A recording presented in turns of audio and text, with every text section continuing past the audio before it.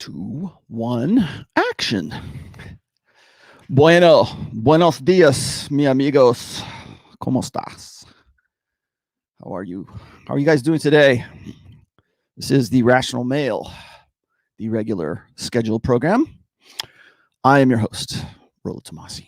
I will be talking today about vulnerability.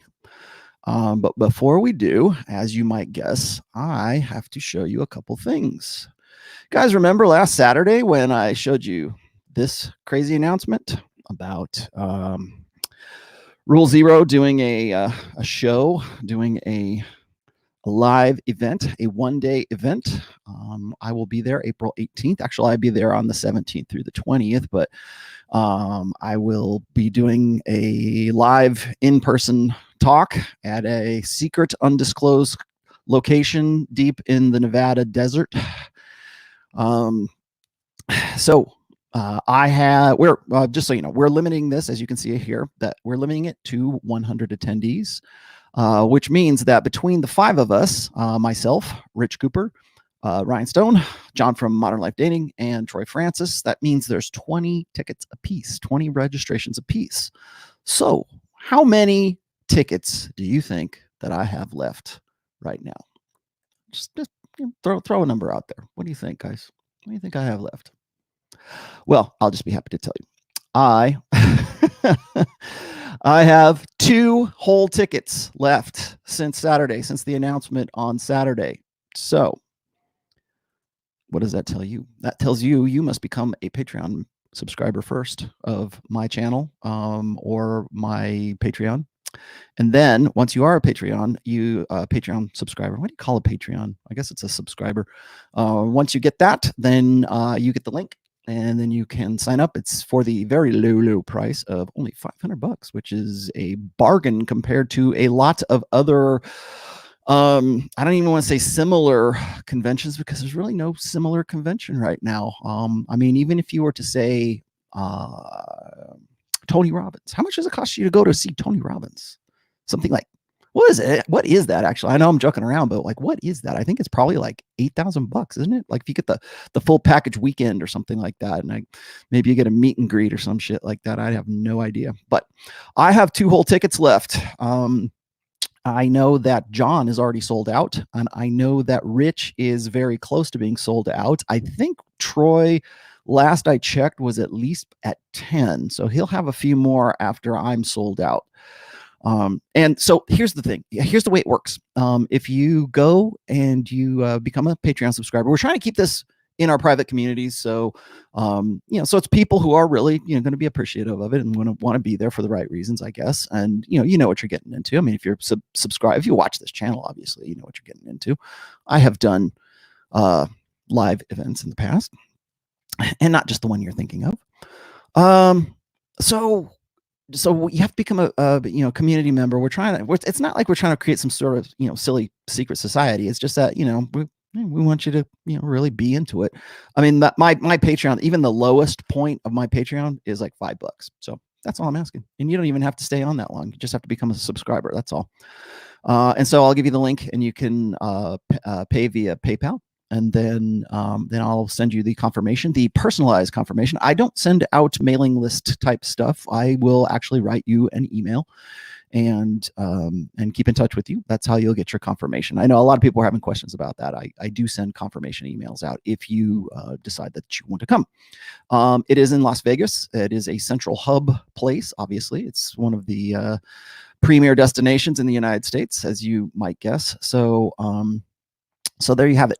If you haven't purchased a ticket, they are going out quick. I would say probably by the end of February, we will be 100% sold out.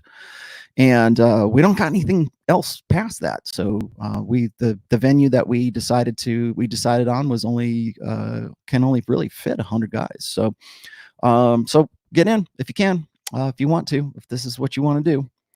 And I am going to quit out of that program because that's annoying. There we go. All right, guys. So just really quick, that's announcement number 1. I will keep announcements under 10 minutes here. Okay, just so you know. You know what? Actually, forget it. Let's just let's just dive right in here. Before we get started on vulnerability, I want to show you guys. This was very, very interesting to me. I'll throw this on there really quickly. This, by the way, if you can see that, can you see that okay? Yeah, you can. All right, so here's the deal. Check this out. Polyamory, pastor's next sexual frontier. Now, this is kind of a clickbaity title, just to sort of drag people in, because I think what it is it's a your presumption when you read this is that, oh, they're going to relevant Christianity, evangelical Christianity is now going to adopt another I guess you would call it worldly practice here. And notice the picture here. By the way, whenever you see articles on whenever you see articles on polyamory, the lead-in picture is usually something like this. It's one dude and he's got like 2 chicks, right?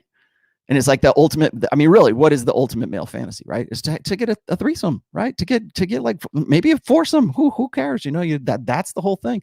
Well, wouldn't it be awesome if you could just do that and you could still be a Christian, or you could still be a Jew, or you could still be, well, I guess you can if you're a Muslim, but according to Craig, even if you have multiple wives in Islam, you're not supposed to like be banging them all at the same time. So, but anyways, I thought this was interesting because it's sort of, I mean, they're really just sort of asking questions about this.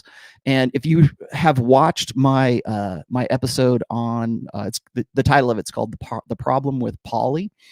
I get into the more, I guess, worldly side of this. If you happen to be a Christian and you understand Christianese, which is what I'm speaking right now. I wanted to get down here a little bit further. They introduce you to polyamory or poly in this.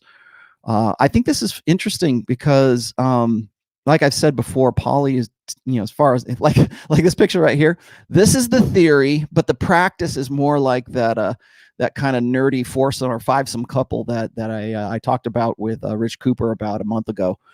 It's usually poly is usually 3 or 4 sad sack guys, and they're with one kind of nerdy, and I'm being nice, nerdy 4, an HB4. Because really what I've said in the past about polyamory is that it's going to be an adaptive mating strategy going forward, probably into this decade. And I think we're already seeing this. I have been criticized, and if you follow my my Twitter, you'll understand why, but I've been criticized in the past about overblowing polyamory. I've been criticized in the past about saying something like, "Oh, what was it, Rollo? You're just a reactionary. That poly will never take off, or poly's not mainstream, or only special people can really make poly work. Polyamory. Only us highly evolved intellectuals who can eroticize our jealousy instinct, where we can do it, but not your everyday run-of-the-mill lay person can really pull this off. So don't worry about it. It's never going to be mainstream." Well, here we are. Now it's in the churches. I wanted to bring this up though, because it's like now it's something that I think you're going to see accepted, honestly. I mean, really, if you go back to the Old Testament and you look at Father Abraham and you look at the patriarchs of the Old Testament, they were, I mean, by our standards, they were polyamorous, right? They had multiple wives, or they'd have like 2 wives, and then, for lack of a better word, they'd have concubines or maidservants, as it were. And that was what was going on. That was what was defining marriage at that particular time. Now, I think that really with the advent of agriculture, like after agriculture became a thing, that's when you started to see monogamy, socially enforced monogamy, become really emplaced, I think, in human culture. And now I keep telling you guys, we are at a point, we are on the cusp right now of not just the sexual revolution, but a new way of really understanding how relationships are going to work going forward. And this is this is an example of what I in the 4th book you'll read. It's an example of what I call Christian culture, or Christian kosher. And what I mean by Christian kosher is that in Jewish tradition, there are certain things that you're not allowed to consume. Actually, I think even in Muslim culture, you're not allowed to have like pork. You can't have ham, right? You can't have shellfish. You're not supposed to have shrimp. Can you have, if you're a Jew, can you have like lobster or something? But so anyways, and I learned this working in the liquor industry, is that to get a kosher designation, you have to send a rabbi a sample of your product. So I used to do this. I actually used to have to send samples of any of the new, like when I was doing flavored vodkas, I used to have to send samples of vodkas to rabbis so that we could get the kosher designation. So it was just basically an advertising point, right? But all you got to do is take, oh, it's great, I love it, and puts it on, right? And then now you have something that is kosher. Well, that's what that's what I think evangelical culture does, is they take something that's outside of what would traditionally, conventionally be considered Christian church culture, and they say, man, wouldn't it be great if we could have rock and roll in the church? Man, we'd get so many more people here if we just had something that was more relevant. And so, really, that's where relevant Christianity came from. And so what happens is we go, okay, well, great. We'll keep the distortion pedals, and we'll keep the Marshall stacks, and we'll keep the guitars, and we'll put a girl up in front. She can sing about Jesus, and we'll still be that rock and energy behind it. But we're just not gonna, we're not gonna be Judas Priest, right? We're not gonna be Iron Maiden. And so they take it and they put their stamp of approval on it, right? They put their Jesus fish on it, and that becomes Christian kosher. And from there on, it works its way into the Christian culture itself, and then it works its way into doctrine. And that is, I can point out different examples of Christian kosher in various ways. Like I know that there's I think there's a brand called Ezekiel or something like that for like t-shirts and things. And that was one, oh man, wouldn't it be great if we could have this particular brand? And really, that Christian church culture is a niche market. And so, and it's an isolated, it's a self-contained market too. So if you got the Christian version of Nike, or you got the Christian version of heavy metal, or you got the Christian version of Lord of the Rings, right? You got was it Chronicles of Narnia? Actually, Lord of the Rings I think is probably part of it too. But I can remember a time when, and this was in like the 80s, mid 80s to late 90s, that to see any kind of like metal, to any like heavy metal in a church, or any kind of like, even like what we would consider kind of contemporary worship music right now was verboten. You weren't going to get that. But now it's just, it's standard. That's just how they do it. And I think what happens is, as a result of this want to commercialize Christianity, religion in general, really that's what Protestant evangelical Christianity has become, and become franchises. And as a result, they're in competition with other franchises. So how do we get more asses in the seats? How do we get more tithe checks out of the primary consumer, which is women? Well, we've got to reinforce the idea of the fempowerment narrative. We've got to reinforce ideas where women are going to want to come here. They're going to want to drag their husbands here. They're going to drag their kids here, because God forbid they ever say anything to step on women's feet, or make them feel alienated, or to feel, quote unquote, convicted. And I see this right now, this polyamory working its way into Christian culture. Maybe not into the orthodoxy, certainly not right away. I thought this was funny. It's like they even have this little last part right here. It says, preparing a pastoral response. How can pastors and leaders prepare to address questions related to polyamory? Several pastors tell us it's becoming more common for people who identify as poly to ask about their church's view on the matter. Will they be accepted and affirmed? The discussion is still young enough that most pastors have some time to construct a robust, compassionate, thoughtful response to the question, is your church inclusive of people who are poly? Well, that's pretty interesting. When I talk about how female interests have worked their way into the church, is it something that is inclusive? I think that when you, what was it? I was just looking at the, I think there was a female pastor. What was that? There was another female pastor that was just in the news not too long ago.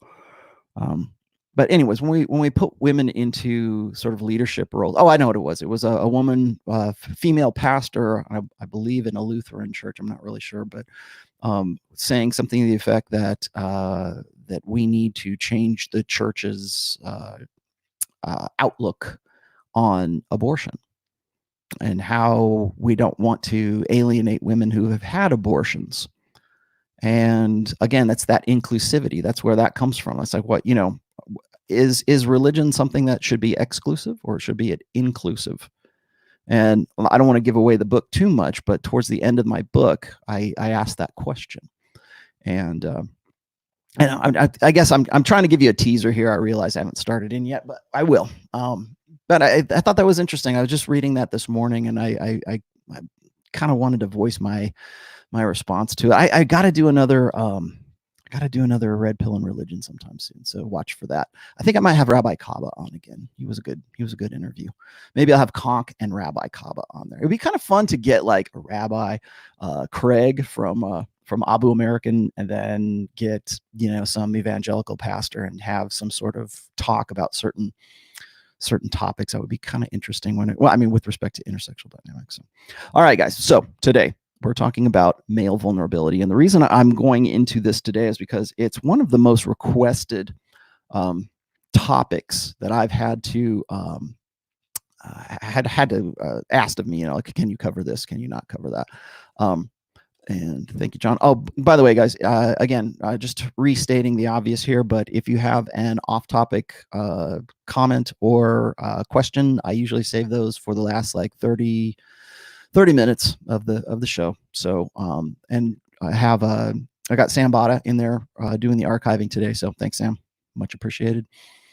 And what is this? Here we go.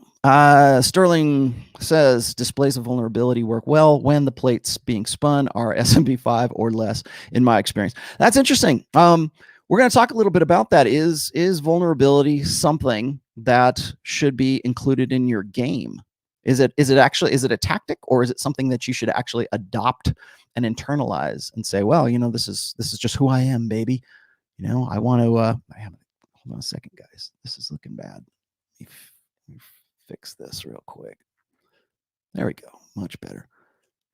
I got a new webcam, by the way. It's not, I don't have it on right now. I'm trying to still kind of work it out. I got that new Logitech, was it StreamCam? And I haven't been too impressed with it. I might actually have to go buy like a $400 mirrorless camera and see if I can make that work a little bit better. So anyways, so vulnerability. I've written several posts. If you want to look at what I've written in the past, actually, one of these, the one on vulnerability, is actually in, I believe it's in book number 3. And in there, I addressed vulnerability because a lot of people would, like, this was back in the day, like back in like 2014, I had guys who were saying, hey, have you read Mark Manson's book? Have you read Models? And I'm like, well, I've only I scanned it. I mean, back then I was unfamiliar with it. I've read it since then. They asked me about vulnerability, and it's like, you know, do you believe that he's right, that you should be emotionally available and vulnerable to women? And my answer to that is no, not in the way that he presents it, and not in the way that most women present vulnerability.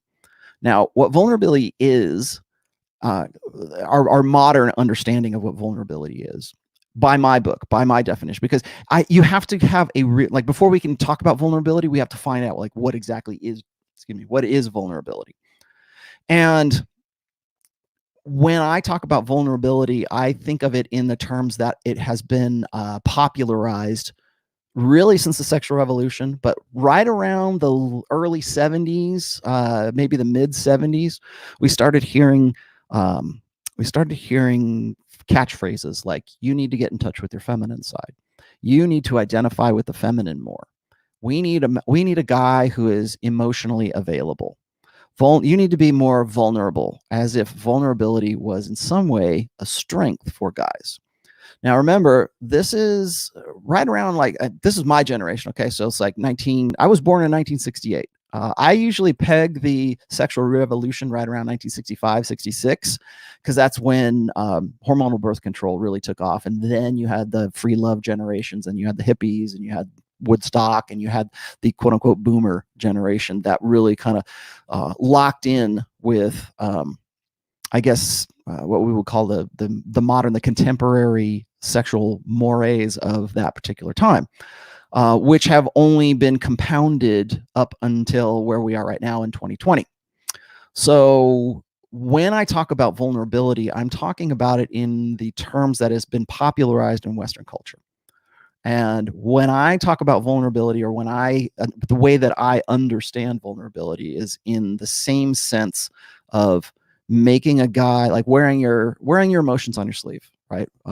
Being white, well, what is it? Boys don't cry, right? Boys can cry. It's okay. Go ahead.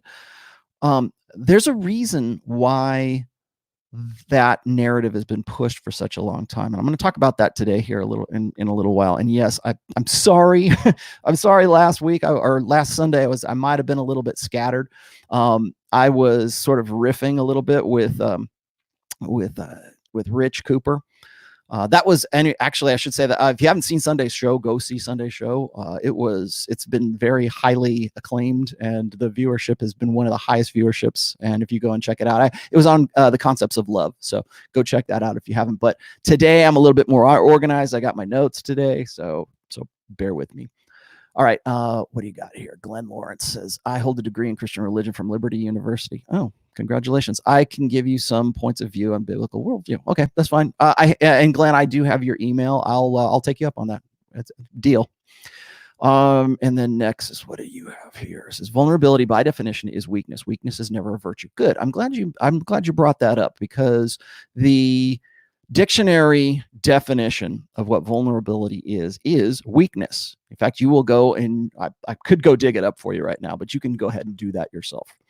To be vulnerable is to have a vulnerability. It is to be weakened. It is to have a particular exploitable part of you, or part of your fortress, or part of whatever. If there is a vulnerability in your software, God forbid, because that means hackers can get in there. And if there's a vulnerability in your defenses, if you're in martial arts and you have a vulnerability, you don't want to display that vulnerability. You don't want that. Like, what was it in Sun Tzu? I think, the art of war, or what is it? Is to feign vulnerability, to fake it, so people will try to attack you where they think you're the weakest, and you happen to be the strongest.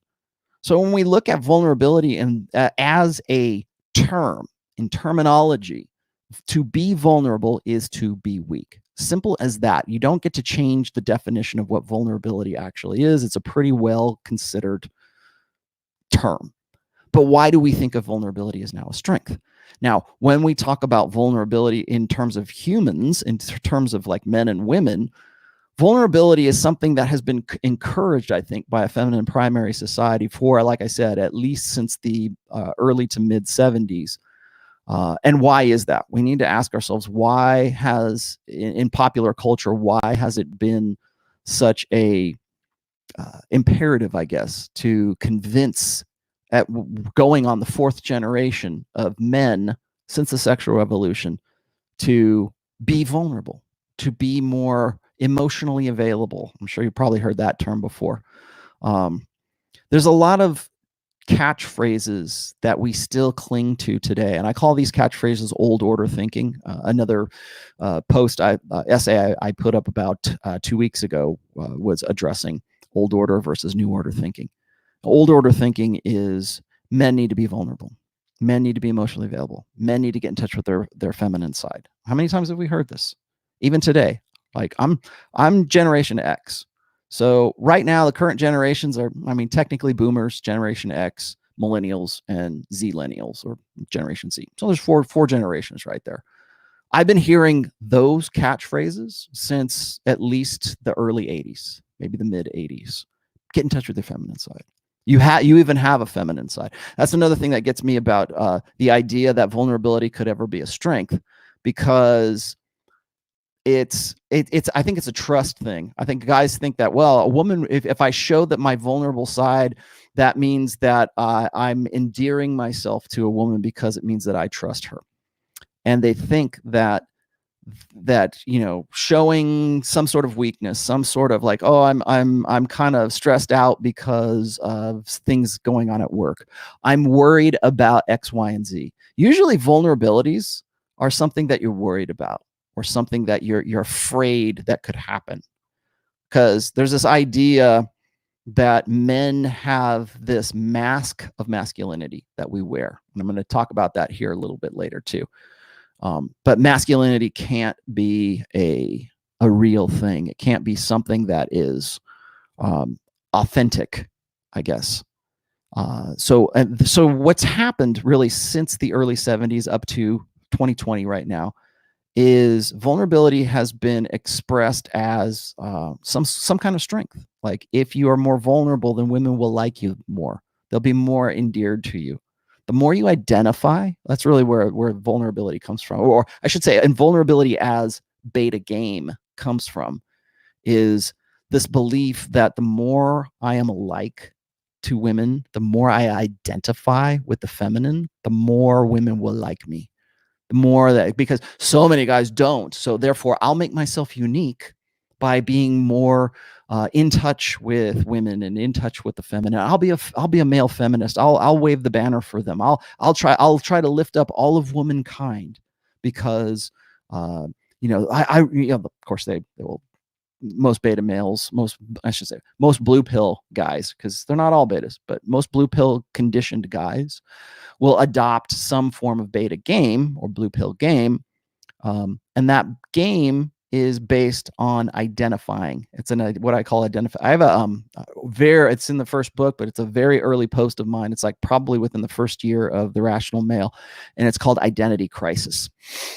And in that post, I talk about how guys go about trying to set themselves apart from other guys, quote unquote, the mythological other guys. Like, all these guys are the same. These guys are typical men. These guys that are around me, they're just typical, stereotypical, chauvinist, misogynist, you know, fuckwits. Right? Not me. I think like you. I'm part of your tribe. You know, was it Jordan Peterson calls it the sneaky beta strategy, I guess. I forget what he calls it, but like for male feminists. And I think male feminists, if you're a guy and you're watching this and you consider yourself a male feminist, I really want you to think about what that means. I doubt that very many of you guys do identify that way, but think about what it is that means to guys who are looking at you and are, you know, unless they, you know, buy into the same bullshit that you do. But think about what that means to guys looking from the outside, and what that even means to women. Even feminists hate male feminists. So you're in some way thinking that you're going to be heroic and noble and set yourself apart by identifying with women and by voting for women and by you know, trying to, I guess, make yourself more alike with women. Like I think there's an idea that in blue pill game that likes attract. Like, the more alike I am to women, the more they're going to dig on me. And I used to think this too. I can remember thinking, you know, if only I would be, if I could do things more like a woman, if I could think more like a woman, then maybe I would be able to ingratiate myself into, you know, into the team woman, right? The woman tribe, the sisterhood uber alles. If I could just change myself, or if I could just, you know, find some way to identify more or support women more, then that is what will attract women to me. And it's absolutely 100% false. It's opposites that are attracting, not likes. Women want masculine men. They don't want to.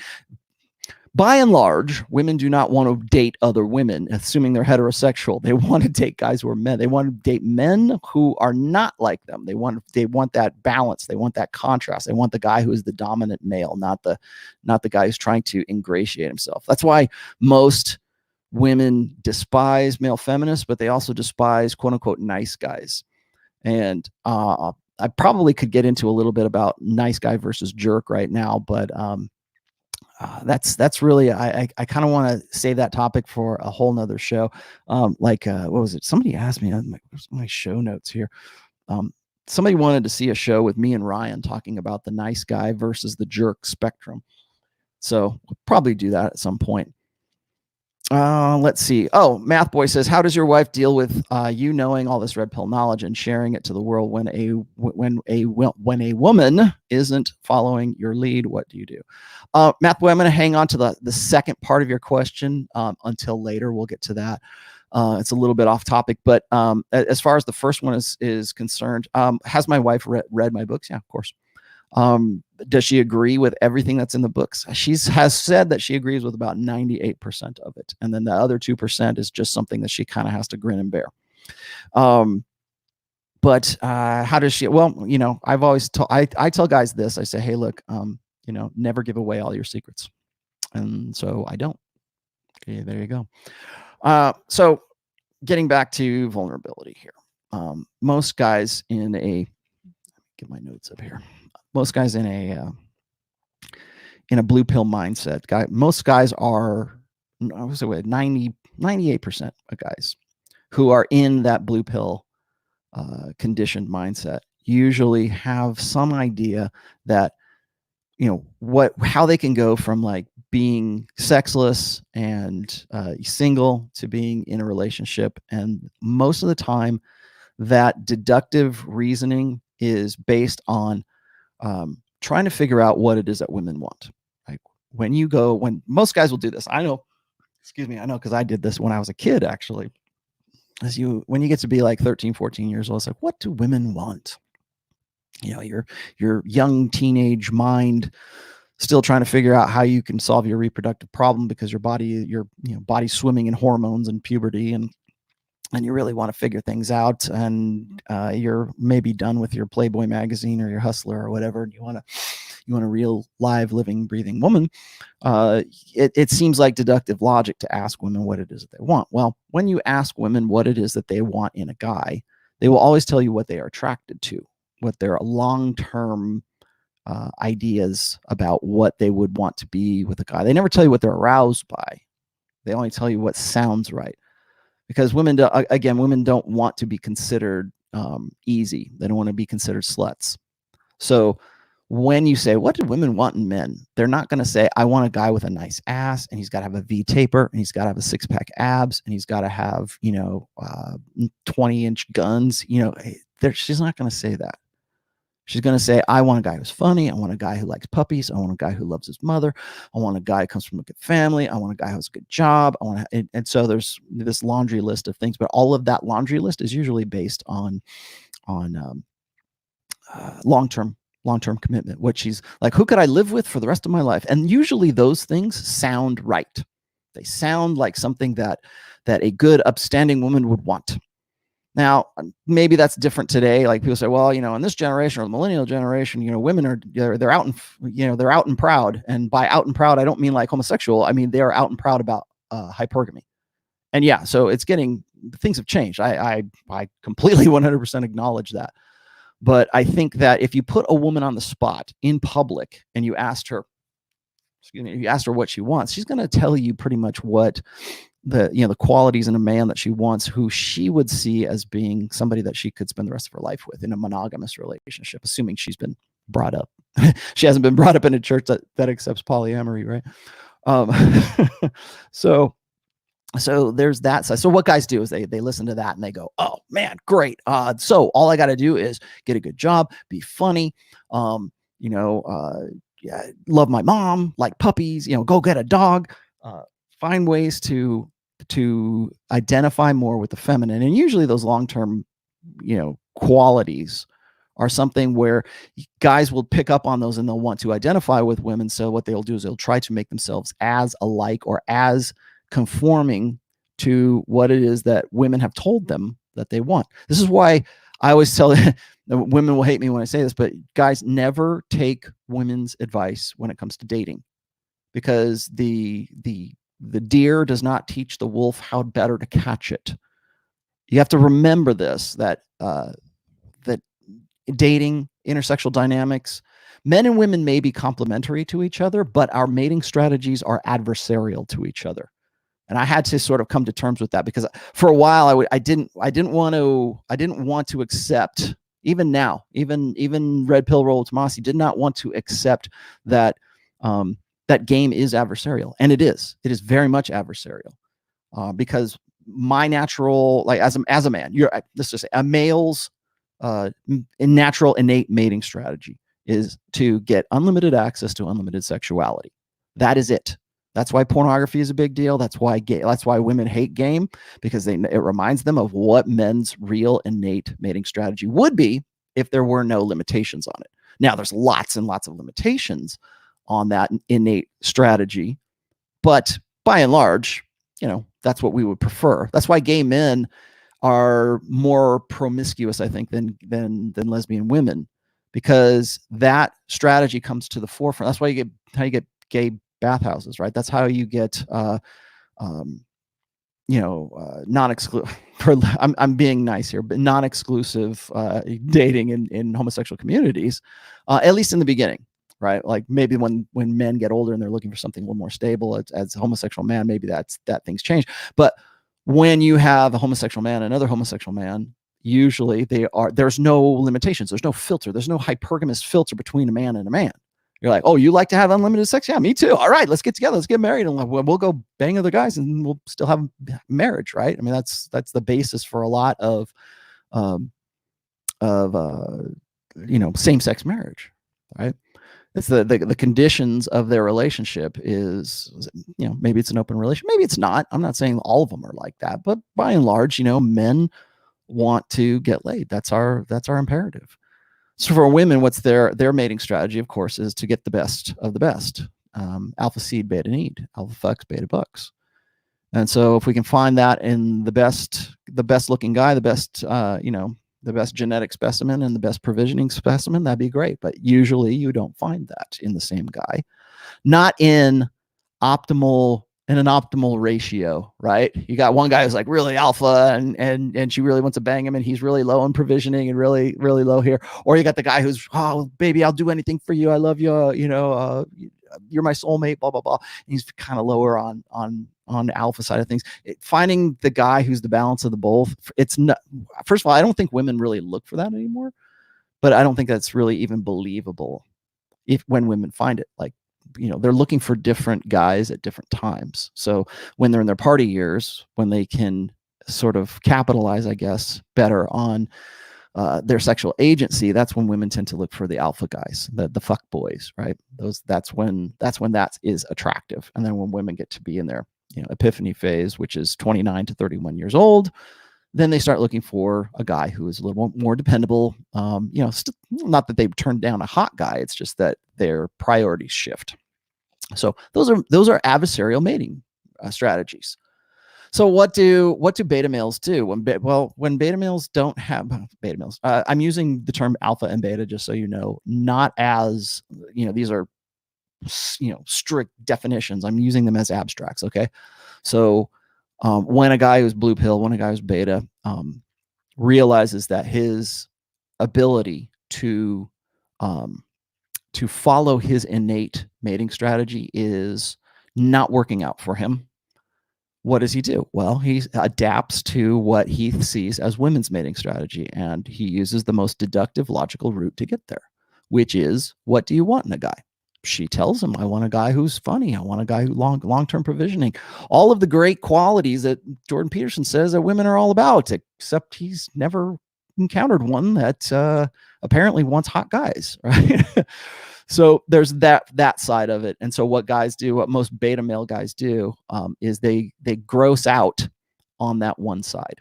They say, okay, well, if that's what they want, then I'm going to be the best damn provider I can be.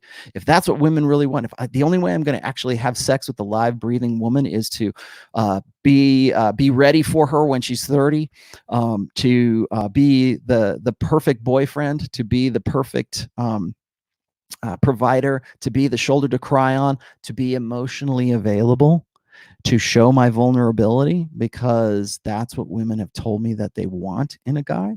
But yet they seem to be fucking all the guys who are like built and don't show any vulnerability. But that doesn't make any difference, because I know the real deal. I know that what women really want, and they said they want vulnerability. Well, by God, they're going to get it. And so what happens is guys will build their game. Like I said this before, just so you know, game is something I believe that every person has. Whether it's a 10-year-old boy or a 90-year-old man, everybody has some idea as to how to go from being sexless and single to being getting laid and married, or in an intimate relationship with a member of the opposite sex. And usually that is informed by society, pop culture, what I call the village. Could be religion, could be your family, but there are different influences from outside that help form those ideas as to what you should do as a guy to facilitate, reproduction really, but like facilitate you getting into a relationship with a woman, or getting you like so that you can at least pair bond in some way. In fact, even just the idea of pair bonding is a socially reinforced idea. It is now, anyways. Of course, who knows? In a few years, it might be poly in church. Who knows? What is this, Andrew? Thank you for that $5, my friend.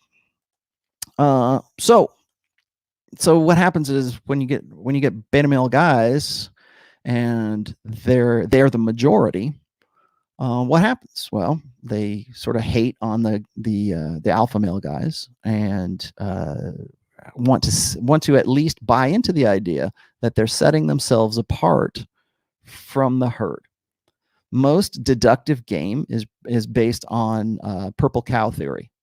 And what that means, if you ever, there's a really great book. It's kind of, maybe it's not a great book, but it's a really silly book. It's called a Purple Cow, I think is what it's called. And apparently, human beings are good at pattern recognition. So we see a sea of brown cows, and if there's a purple cow, our eye direct, goes to the purple cow. That's kind of what informs natural, coerced, I guess, game for most guys, is they think that if they stand out, if they prove themselves to be somewhat unique to be the purple cow in the sea of brown cows, that women will naturally be drawn to them. It's just the way that they believe that they're becoming a purple cow is their failing. So everyone has game. How effective that game is really what's up for argument and debate. So what these guys do is they glom onto this idea.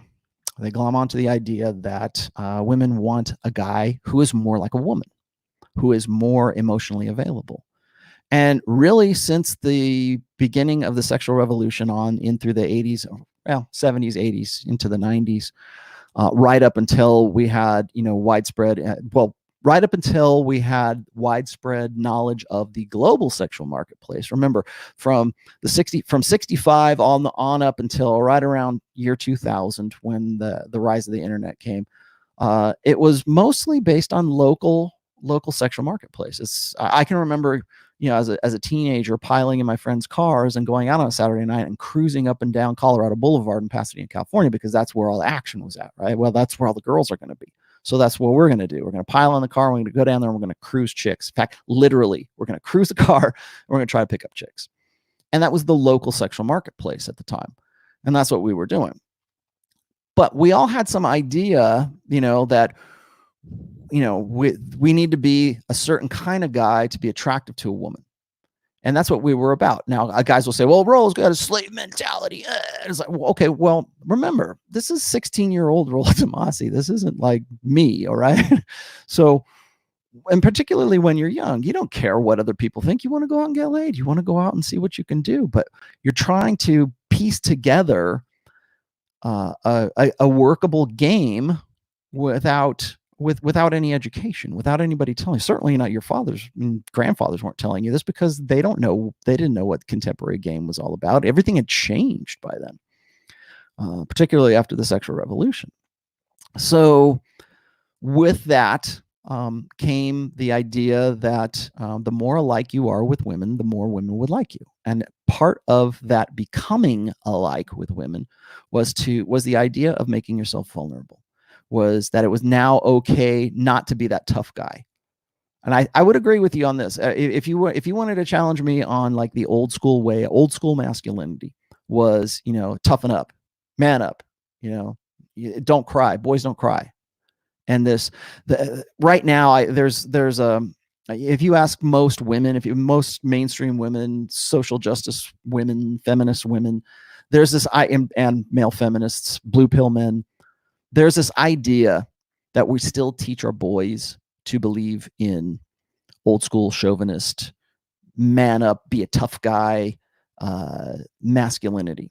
And this is just, it's kind of a parody. It's almost a caricature. And it's been a caricature that really, I think, started in the 70s, and it still persists today. And I have challenged this. I have a post called Old Lies.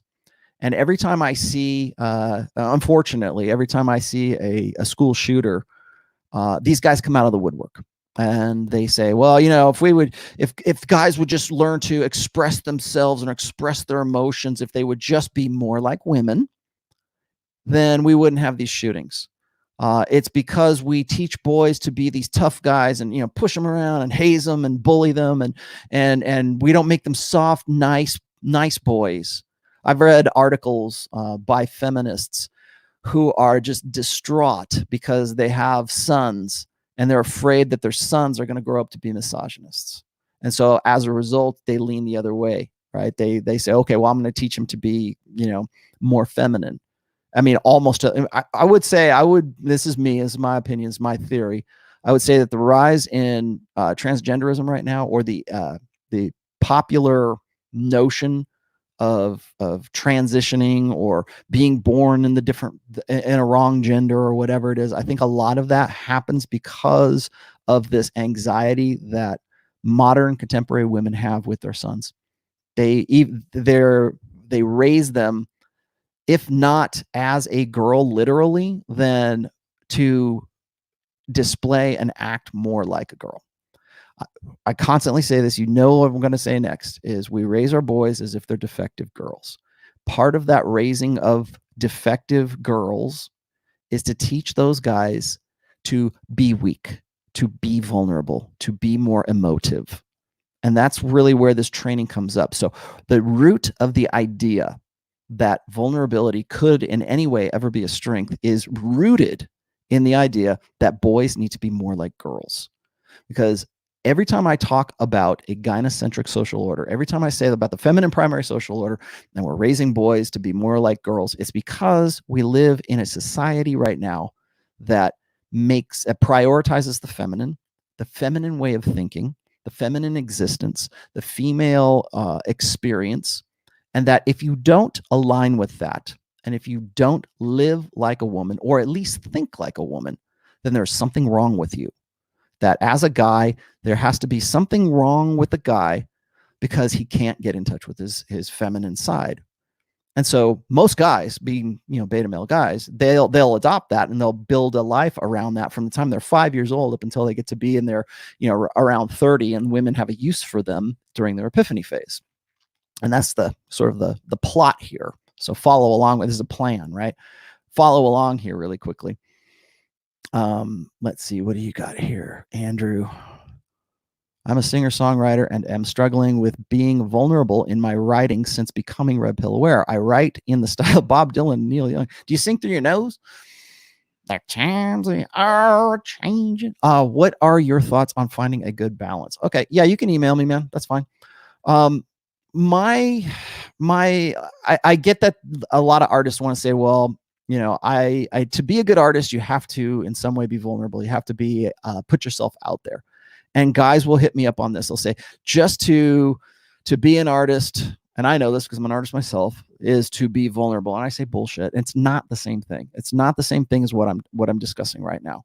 To put yourself out there in any way, to step up on stage, to put yourself up on public display, however that is, whether that's music or visual art or putting a tweet on Twitter. You could argue, I think, if you start an account on Twitter and you become a big account, then to tweet to the masses, to the millions on Twitter or Facebook or wherever, is to be vulnerable. Or you could make an argument. You could make an argument that the girls who go on Instagram and show off their ass and become Instagram models and tease guys for money and become cam girls, I could argue from the modern perception of what vulnerability is that they're being really vulnerable by putting their butt on Instagram. Are they? because we can make that I can make that case, but I don't believe that's the case. I don't believe that's vulnerability. I think there's a comfort in the modern idea that you have some kind of anonymity. You don't, but there's this impression that when you are online that you have some kind of anonymity. I forget what the guy's name was, but the guy who used to run Oracle, Sun Oracle, there was a really great quote by this guy one time. He says, get rid of the idea that you have any claim to privacy from here on out, because there is no more privacy. The government knows everything about you, but you know what? Businesses, companies, the Village, Google, everybody knows everything about you.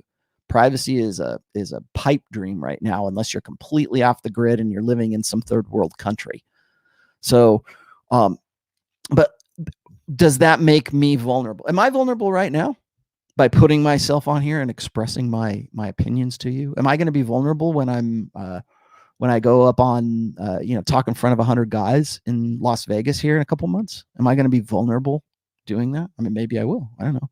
But I don't see that as the same thing as what most guys classify as vulnerability in their game.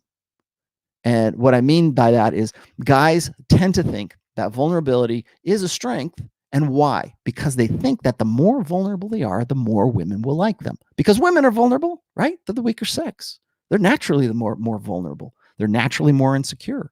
They need a man for protection. Evolutionarily speaking, they need a man for protection and provisioning, or they did. Not anymore, of course, because now they're strong and independent.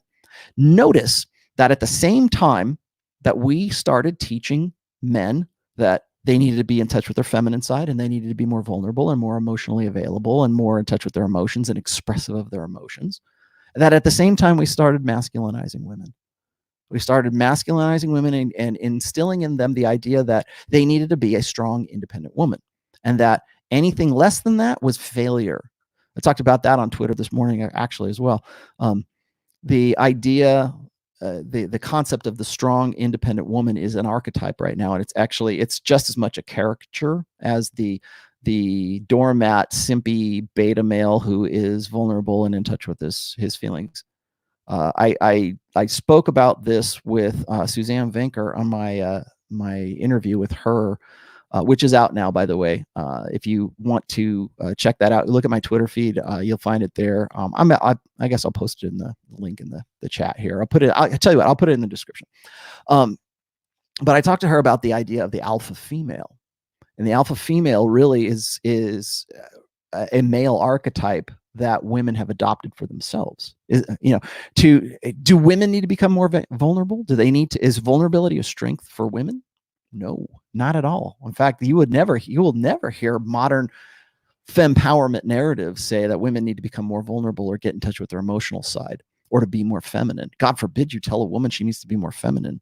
She'll lose her mind, because the main idea for women right now, the blue pill for women, is that they need to be self-sufficient and self-satisfying and the beginning and the end of all things. And God forbid you ever do anything for the express pleasure of a man, because that's failing. Because that means you're necessitous as a woman to do it. Now, of course, women do this all the time, right? That's why they're on social media and showing their asses off and are sort of beholden to their own solipsism. And by that, I mean beholden to attention, and attention being the coin of the realm and girl world. So they're beholden to this, but we would never teach a woman that she needed to be more vulnerable. We would never try to promote the idea to a woman that vulnerability is strength. Why are we only doing that for men? Well, because men are brought up to be chauvinists, and they are bullied into being, they really not like that. And that's the next part I wanted to get. That's the next part of my notes here. Men really aren't like that.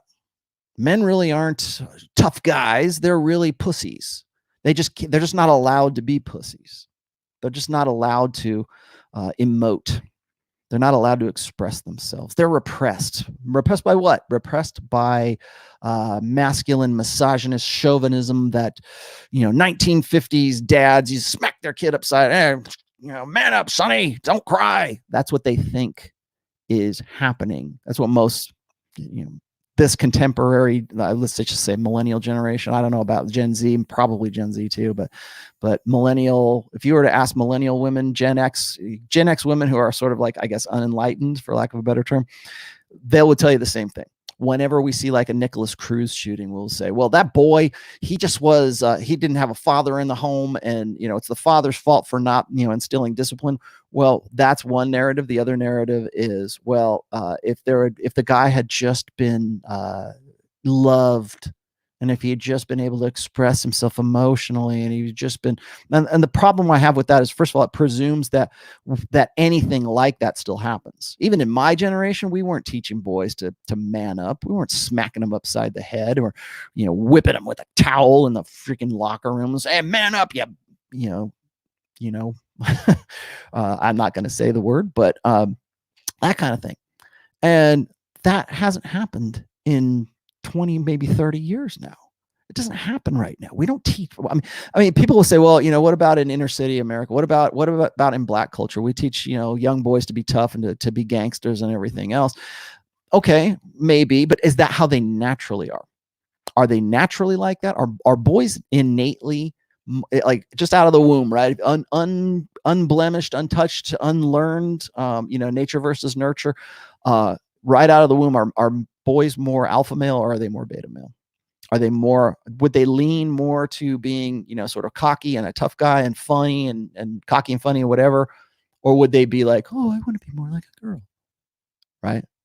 But we have to teach that. We have to teach that idea to them, to be more emotional. Remember, what is it, 78% of teachers, from the time a kid is in preschool to the time he's in post-secondary school, 77% of teachers are female. They've had a female influence. And this is in Western countries, in the United States and in the UK, I believe too. But it's very rare right now that, other than maybe even a male coach, would be a man as a teacher. Men tend to be coaches for sports, and they tend to teach math. And those are the two areas, I think, in education where men might in some way overshadow women. But 77%, at least 77% of most kids' teachers are female through their whole lives. So you're going to tell me that those old lies are still valid, that those guys are taught to man up and to toughen up and not to cry and all that good, smack you upside the head kind of chauvinisty. It's a caricature. And the reason I said that education is old lies is because it satisfies this idea that gives this generation, or gives this mentality, some sort of rationale or reasoning as to why a Nicholas Cruz would happen. Like, there's always a debate. Every time there's a school shooter, there's always a debate as to whether the kid needed more masculine influences or less.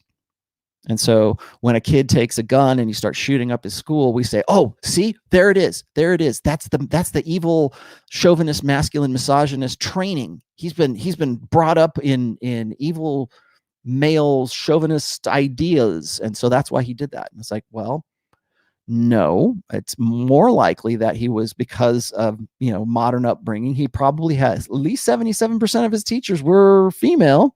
And it's probably likely that the guy was brought up to be expressive of his emotions. He just doesn't know how to deal with rejection. He doesn't know how to deal with his emotions. He doesn't have a man to teach him how to tamp those emotions down, to put them into control. That's what feminine influence does. Feminine influences teaches boys and girls to express their emotions, to invest themselves in their emotions. A more masculine way of raising a kid would be to control your emotions, to keep them under wraps, to keep them down, to put them in perspective, to deal with rejection. And that's really what, like, say, and I keep coming back to Nicholas Cruz, but when we teach that generation that all they have to do to win a trophy is just participate, that doesn't teach that generation how to deal with rejection. It doesn't teach them how to deal with defeat and how to come back from that and how to learn from that, how to become stronger from defeat.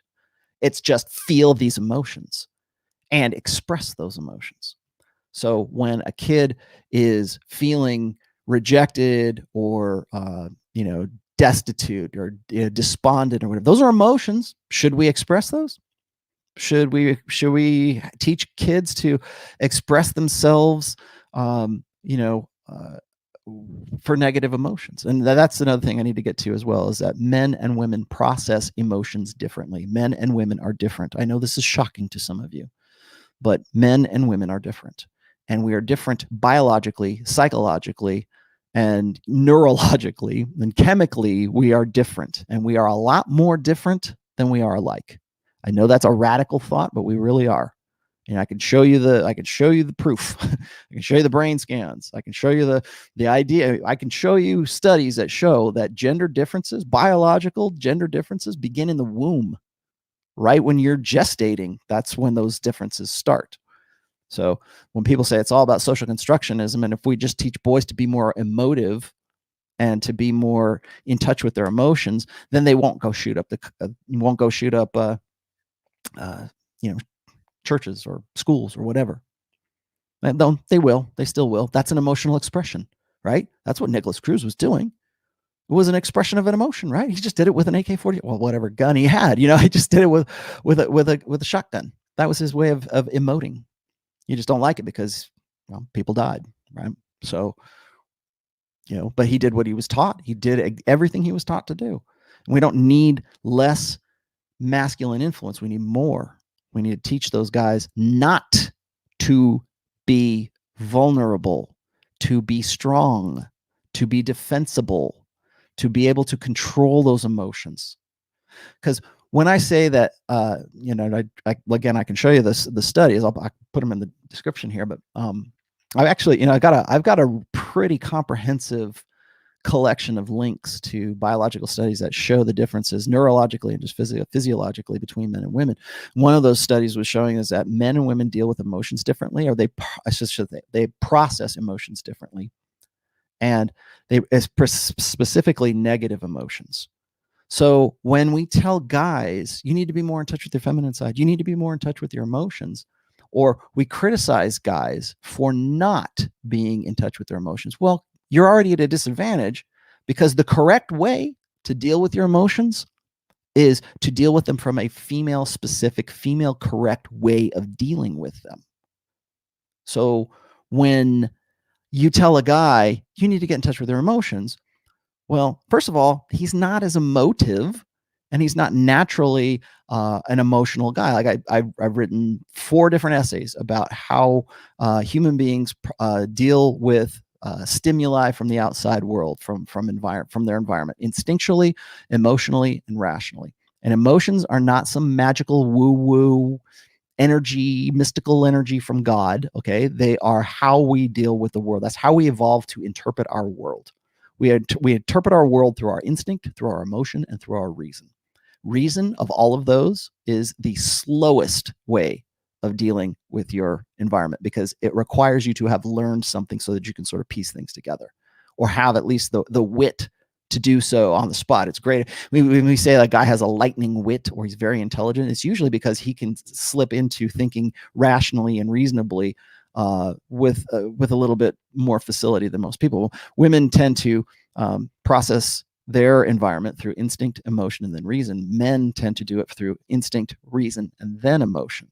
And that's simply because we're not built the same way as women. Women tend, when we say, like, in the sphere, we constantly say this all the time, is that, well, women are all emotional. That's all they ever do is emotion, emotion, emotion. And yeah, more or less, that's the natural proclivity. It's not that all women are just these emotional wrecks walking around the streets. It's that they process their world, or their whatever's hitting them, from an emotional perspective first. So what do? Is we tell guys, and we've been telling guys this from the early 70s, you need to change the way that you look at the world. You need to prioritize emotion before reason, because that's the way women do it. And if you want to get laid and you want to be more like a woman, then you need to prioritize. Find some way, learn it. Learn to prioritize emotion before reason, rather than reason before emotion, which is what your natural proclivity would be. But for women, it's the opposite way around. But because we live in a gynocentric social order, we want, apparently for whatever reason, but according to this mindset, is that we want men to be more like women, and therefore they have to start thinking like women. Great. Let's teach them from the time they're 5 years old that they need to prioritize emotion before reason. That's how you get defective girls, boys raised as defective girls, by teaching them, first off, to prioritize, to not to make themselves their mental point of origin, to make womankind their mental point of origin, or to prioritize the authority in their life as female, because they have 78% of their life are taught by women. And then also they're taught that the correct way to process emotion is as a woman would. The correct way to think, the correct way to learn, the correct way to dress, the correct way to, you name it. That's why I keep saying, I got to stress this, because I don't think people really understand it. When I say we live in a feminine correct society, this is what I mean. All that nonsense about, oh, well, these boys, they're wearing the mask of masculinity. If they were real men, or if they were really honest, or if they were really who they could be, if it weren't for this horrible chauvinist, misogynist upbringing, they would be more like girls. No, they would not be more like girls. They would, natural proclivity would make them more like boys. And they learn like boys better if they're in an environment, in a learning educational environment that teaches them, that works with their natural proclivities rather than against it, rather than tamping it down and trying to turn them into defective girls. So when I say we are raising a generation after generation of boys as defective girls, this is what I mean. That defective education, the teaching them that, comes from teaching them to prioritize emotion before reason, to teach them to that there's something wrong with them because they can't learn like a girl. They can't prioritize things the way that a girl does. They can't sit still. They need more yard time. They take longer. Women mature. Girls mature faster than boys do. They get to a point and then they stop maturing. This is theory, okay? There's an argument that men mature beyond women, meaning that like women get up to a point usually right around 18 to 23 years old, somewhere around there, and they mature emotionally, they mature to a point, whereas men mature past it, but it takes them longer to get there. For men to realize their full potential, it takes a lot longer than it does for women. So when a girl hits puberty, and she's already coming into her own, and she understands how sexual agency works and everything, even puberty, girls hit puberty before boys do. So it takes longer for guys to do that. But, when we're teaching them, we're still teaching them we're wondering, how come you haven't matured? Sally over here has already matured. You haven't yet. What's wrong with you? Shape up. Those kind of things. So as a part of that, as a part of expressing your emotions, we have this idea that vulnerability should be part of that, because girls are emotive and girls are vulnerable. So you should be too, Johnny. And guys take that to heart. And so when I read something like was it Mark Manson talk about how much better things are if you are more vulnerable with the girls, that they'll like you more, all I see is that psychological training that he apparently has had. I'm not a big fan of Mark Manson, but the idea that vulnerability is strength is a concept that I was made aware of by Jack Donovan, actually. It's a concept called transvaluation. And transvaluation is taking a term one way and then inverting it. So vulnerability is strength, power is weakness, those kinds of things. And the root of it, this is a bigger philosophical thing I'm not going to talk about, but the root of this is to invert that so that you have control over the people who you otherwise would not have control over. So if I say, and I look at Chad Thundercock over here, and he's an alpha and he's getting laid, and I'm a beta male, and I'm a blue pill guy. How do I fight against that? How do I find a way to adapt? How do I undermine that guy? How do I undermine the guy that I can't possibly compete with? Well, I changed the game. I changed the rules of the game. Well, he's getting, Chad Thundercock he's got a notch count of 45 women. Oh boy, I would hate that, man, because whew, man, he opened himself up to STDs. Whew, man, he's having meaningless sex. Whew, whatever way you can undermine that guy, that's part of your game. That becomes part of your blue pill game.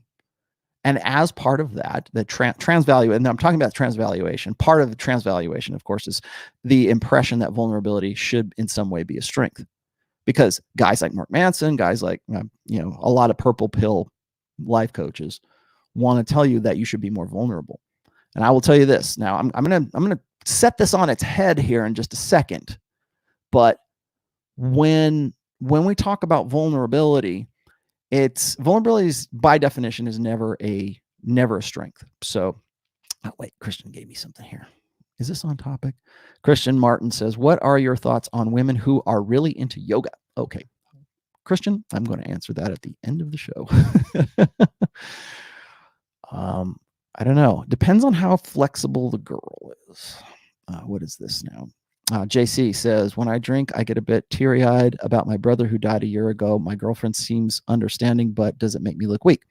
Well, that's another thing. Should you be able to be, what if your dad dies? What if your dog dies? Oh man. I'm not going to say that I haven't cried, right? I cry every time one of my dog dies, or somebody I know that's close to me dies. I remember when Andrew, private man. Yeah, I still get choked up. But yeah, it's not that men aren't emotional. It's just that we process it differently. And because we process it differently, women interpret that, if they see a guy and, like, say your dog dies and you're not crying, you're just kind of stoic and you're taking it in and you're taking it on the chin kind of thing, and you're not having that emotional expression. Women look at that and they go, oh my God, there's something wrong with him. His dog died and he's not crying. Oh my God, was he bullied by his father so he doesn't do this anymore? I don't understand. There's something wrong with him because he's not expressing his emotion. No, he's just processing that different than you are. But the reason why women think that there's something wrong with that guy is because they, and blue pill guys and guys who've been accustomed to this, believe that stoicism and being in control of your emotions is a weakness, is something that is inauthentic, that it's a mask that you're wearing. Oh, you have to be a tough guy, huh? You won't cry, or what are you insecure in your masculinity? You won't wear pink? What are you, you're too emotionally unavailable? You can't cry at a movie, those kind of things. It's not that men don't get to emotion. It's that they have to go through reason before they get to it. And even when they get to emotion, they naturally process it different than women do. But we look at it and we say, well, there's something wrong with him because he's not vulnerable. Because the society has said vulnerability is a strength. So if I'm not a blubbering, crying mess, then there must be something wrong with me. The problem you get is that when men have these displays, and JC, I'm going to use you as an example here just for a second. Conk, I'll get you here in just a minute. When we look at, like, when some kind of tragedy happens, I'm not saying you can't cry. Go cry. I mean, there's a few occasions I think that men should be able to cry. One of them is when their dog dies and when your dad dies. Those occasions you get to cry. Other than that, process it as you will. I'm not saying there's anything wrong with a guy crying if the circumstances, push you to that point. Great. But if you're crying on demand, if you're wearing your emotions on your sleeve, if you're an emo guy, you might want to go back and try to dissect and pull apart how you got to that. How did you become that guy? Are you just naturally like that? Or was it because you were trained or because you were conditioned to believe certain things? Well, I'm going to be vulnerable. I'm going to be emotional. What happens is this, most guys are, like I said, first of all, most guys are idealists. And then second of all, most guys are competitive in some way. We realize most men realize that they are born into competence hierarchies and then into dominance hierarchies. So if the competition is this, the competition is, Women want a guy who's emotional. Women want a guy who can express his emotions. Women want a guy who is vulnerable. What are beta male, what are blue pill men going to do? They're going to compete with one another to out-emote the other guy. Well, if the game is be as emotional as you can, well, I'm going to be the best damn emoter I can possibly be. A lot of guys will buy into this, particularly if they're good looking guys in the beginning, because if they're good looking guys and they buy into this, then they get rewarded for it. So if you're a good looking emo guy, it's probably going to be a really tough sell for me to tell you you need to man up, or you need to in some way masculinize yourself, because why would you? If it ain't broke, don't fix it. I've always been emotional. I've always been vulnerable. I've always been this way. I've always been Robert Smith from The Cure, and women have loved me. So why do I listen to you, Chad Thundercock? Fuck you. Why would I bother with that?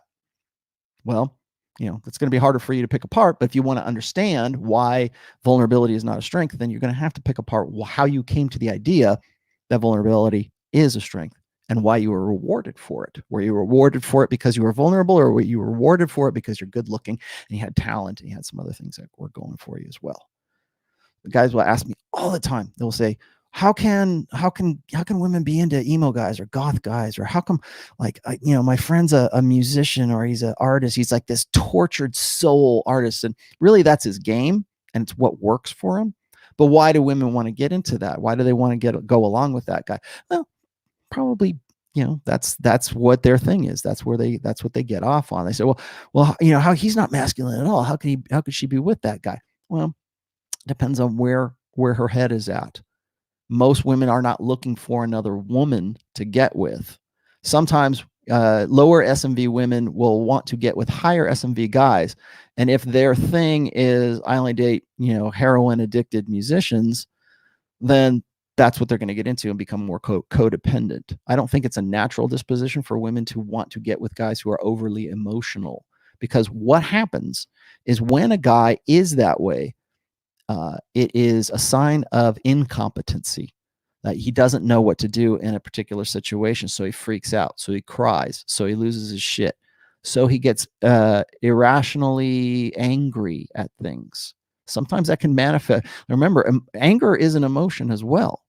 Do you fly? Are you more possessive? Why are you possessive, Bill? Because you're jealous. Jealousy is an emotion. Do you want me to express that? I'm a jealous guy, man. I'm in touch with my emotion. You don't get to go outside. Screw you. Give me your phone. I'm expressing my emotions. That's the way I am. I'm being vulnerable. Here's my jealousy. Give me that. How does that work out? I mean, it's okay when it's a certain emotion. It's okay when you're gonna cry. It's good. Oh, he showed me his size and tender side. No, it's just him trying to say, hey, look, I'm gonna be more blue pill. I'm gonna be more beta, because I think that's what's gonna get me laid. That's why women hate, feminists. I hate nice guys, because they don't see it as authentic. Conk, what did you give me here? Slave morality. Mentality. I am good if I follow orders within the system. People who break the system are bad. Yeah. Slave morality is, I'm funny you should mention that, Conk, because I am presently writing an essay while I'm writing the book. And the title of this essay that is now in my drafts folder right now is called Why We Fight. And it's intrasexual competition or combat between men. I'm going to probably add one for women as well. But this is exactly what I'm talking about, is if beta males define the game, then they can just say, well, those alpha guys, even though women can't seem to keep their hands off them, they're not playing the game right. So I'm the winner and he's the loser, even though he's winning. Yeah, look for that. Conk, look for that essay. I think you'll probably really enjoy that one. What do you want, Tom? How is vulnerability a strength in context of oofy doofy, hubby, schlubby, wounded bird theory as pushed by certain TFL as hell by the dashboard light? What the hell are you talking about, dude? I have no effing clue, man. Reword that. Come back when you're not drunk, Tom. Okay.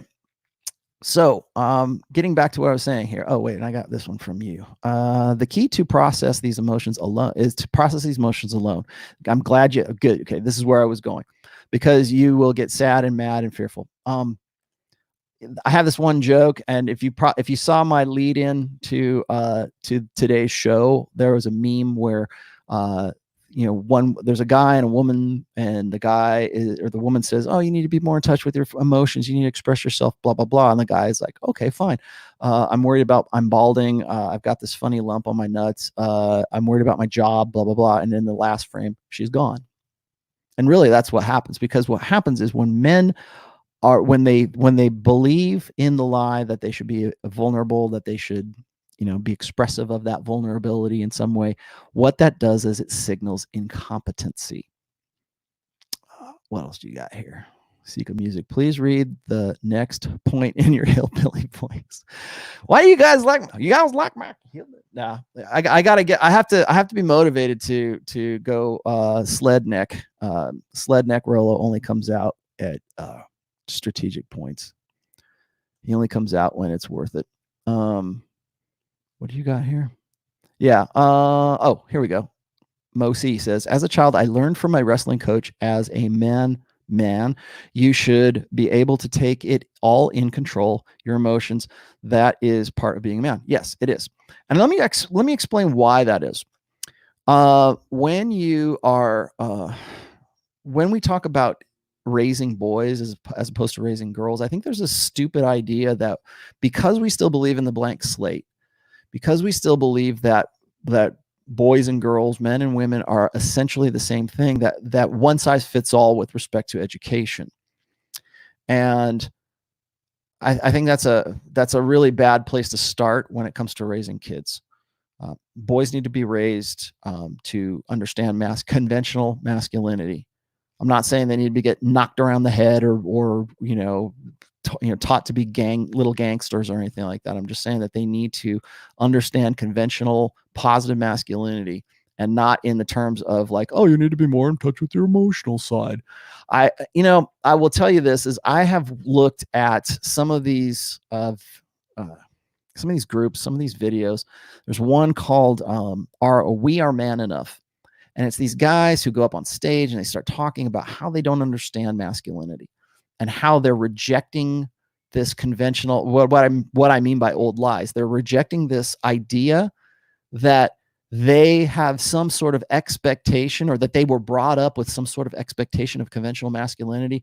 And I would say this, I would challenge those guys to say, you weren't brought up under the conditions that you believe you were brought up under. I think you're brought up under a gynocentric education system that taught you to think that masculinity is something that is a masquerade. It's a mask you wear. In fact, there was a video or a documentary, I think it was about boys. There's several of them like this. I think there was one back in 2014 or 2015. There's probably more by now, but they all have the same theme. And the theme is this, is that masculinity, conventional masculinity, is inauthentic. It's not real. Like, boys have to wear this, they have to be macho, and they're taught to not care. They're taught not to express their emotions. They're taught not to, they're taught to man up, right? They're taught not to cry. They're taught not to do all these things. And like I said, that's the old lies. But those old lies are based on one thing, that conventional masculinity, as you'll notice that I use the term conventional masculinity. I do not use the term traditional masculinity. Traditional is everybody has different traditions. Okay, conventional masculinity is the aspects, the characteristics of being masculine that are unique to your experience as a male human being on planet Earth. Okay, it's not just in my culture, in Latin culture, men are respect. Okay, that's your traditional masculinity. I'm talking about the conventional way of being a man, of what your natural proclivities are, those kinds of things. So when I say conventional masculinity, that's what I'm getting at. I think I got to clarify that term. But the idea is, in a gynocentric social order, in order to control masculinity, because if they don't control masculinity, they can't ensure their own power. If masculinity is something that's positive, if masculinity is something that's powerful, then you've got to find a way to limit that. because women have finally gotten to a point right now where they control the narrative. They control the education. They're getting in more and more involved into religion, into work culture, into everything is becoming more and more feminized. So how do you ensure that power base? Well, you have to feminize men. You have to keep them on the back foot, so to speak. And how do you do that? Well, you make anything that is unique to men, you make anything about masculinity, negative, of course, but anything that is uniquely masculine is inauthentic. It's not real. It's fake. You're just playing that. It's an act. It's a mask you wear. That was the title of the documentary. Masculine, whatever. The masks we wear. And the basic premise of it is, if men were allowed to be vulnerable, if men were allowed to be emotive, if men were just allowed to express their emotions, guess what they'd be like? If they were really real, they would be more like women. That's the idea. They wouldn't be like, when I talk about the guy who is in I forget the guy's name now. He's this model quality, good looking dude. And he does these almost like, I think he did a TED talk about masculinity and how he's just like, I don't understand masculinity. It's confusing to me. And I've just rejected it altogether. And now I feel liberated because masculinity, I finally have accepted that masculinity was a mask I was wearing. And it was, I'm really more emotive and I'm more like this. And it's like, so now we've been taught since the sexual revolution that masculinity is false, that masculinity is inauthentic, that if men were to be real, they would be more like women, but that if they act the way that they would naturally act as conventionally masculine men, that's an act, that's a mask, that's an act that they put on. And again, the reason why it's cast as that, the reason why that's the cover story, the reason why that is the narrative is because it disempowers anything that would be powerful about conventional masculinity.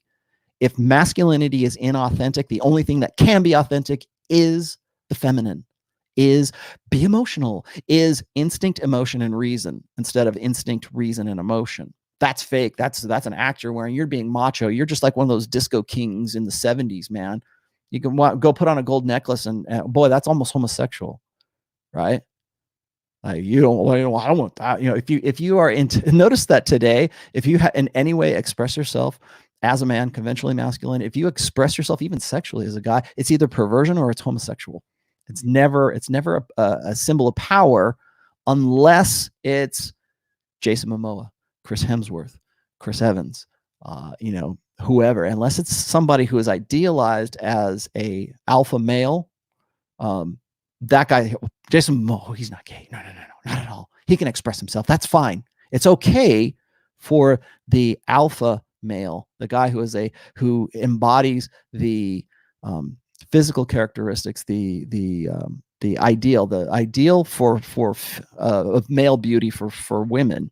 If that guy is the apex representation of that, then it's okay. Anything else, it's fake. He's just being fake. He's a wannabe. Who hurt you? Right?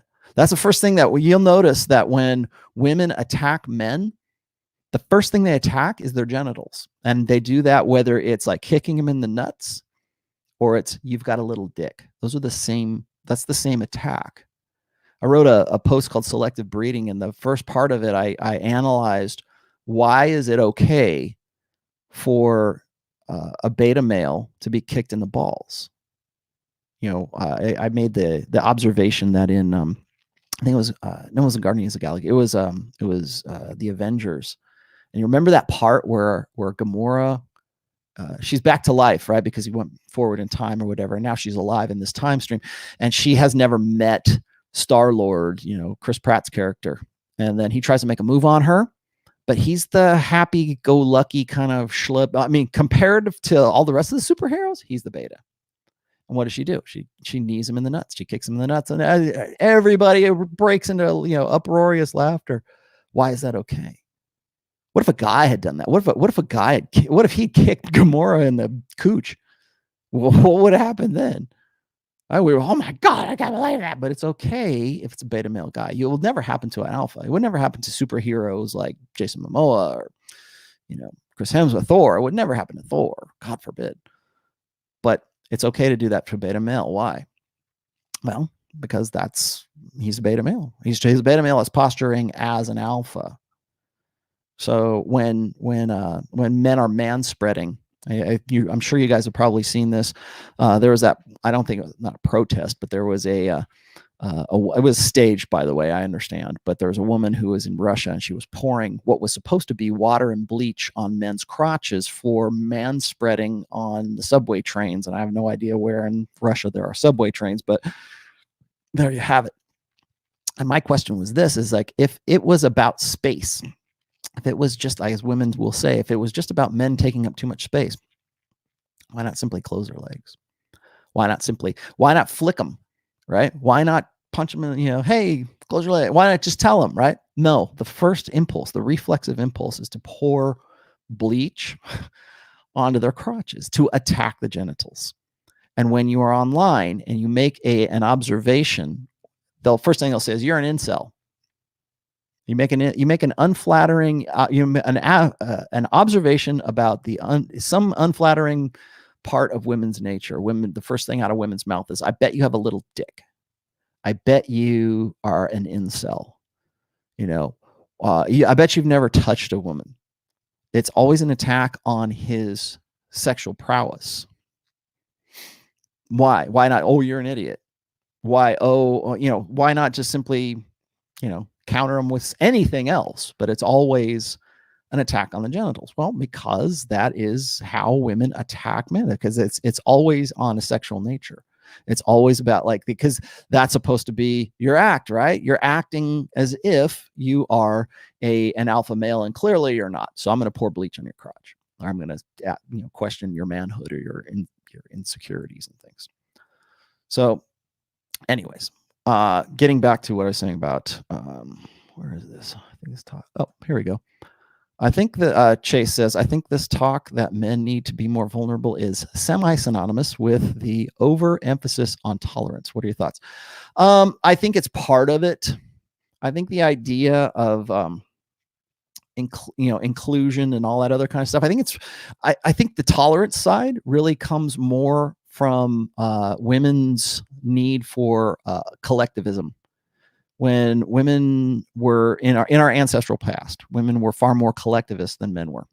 Men's society of men, the fraternity of men, is based on dominance hierarchies and competence hierarchies. For women, it's about collectivism. It's about supporting mutual support.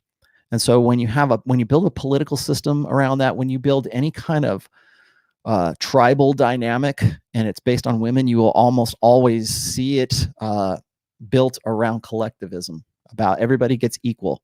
That's why when you see, like, what is her, Alexandria Cortez, why is she part of the Democratic Socialist Party? Well, why are all the women, what is it, I forget the name of what are they calling themselves, the sisterhood or some shit like that, I can't remember. But if you go and you look at the politics of women, particularly in the United States right now, all of it is based on inclusion, in tolerance, in inclusionary ideas, but primarily it's about socialism. Why is it that most women, not saying all, but most women, when they get into political power, the first thing they do is focus on community building. They focus on socialism. I mean, even call it socialism, right? It's no surprise to me right now that the United States is entertaining the idea that socialism, I won't say communism, but socialism would be a positive in any way, shape, or form. That's not a political ideology. I'm not going to tell you, I'm not going to talk about my politics. I'm going to say, why is it that women tend to focus on socialist politics rather than capitalism, rather than, conservatism? Why is that the thing? Well, because women, natural proclivities, when women evolved into community support with other women, because when women were pregnant, they were the gatherers, men were the hunters. Because of that, women have a more collectivist socialist mindset when they get into power.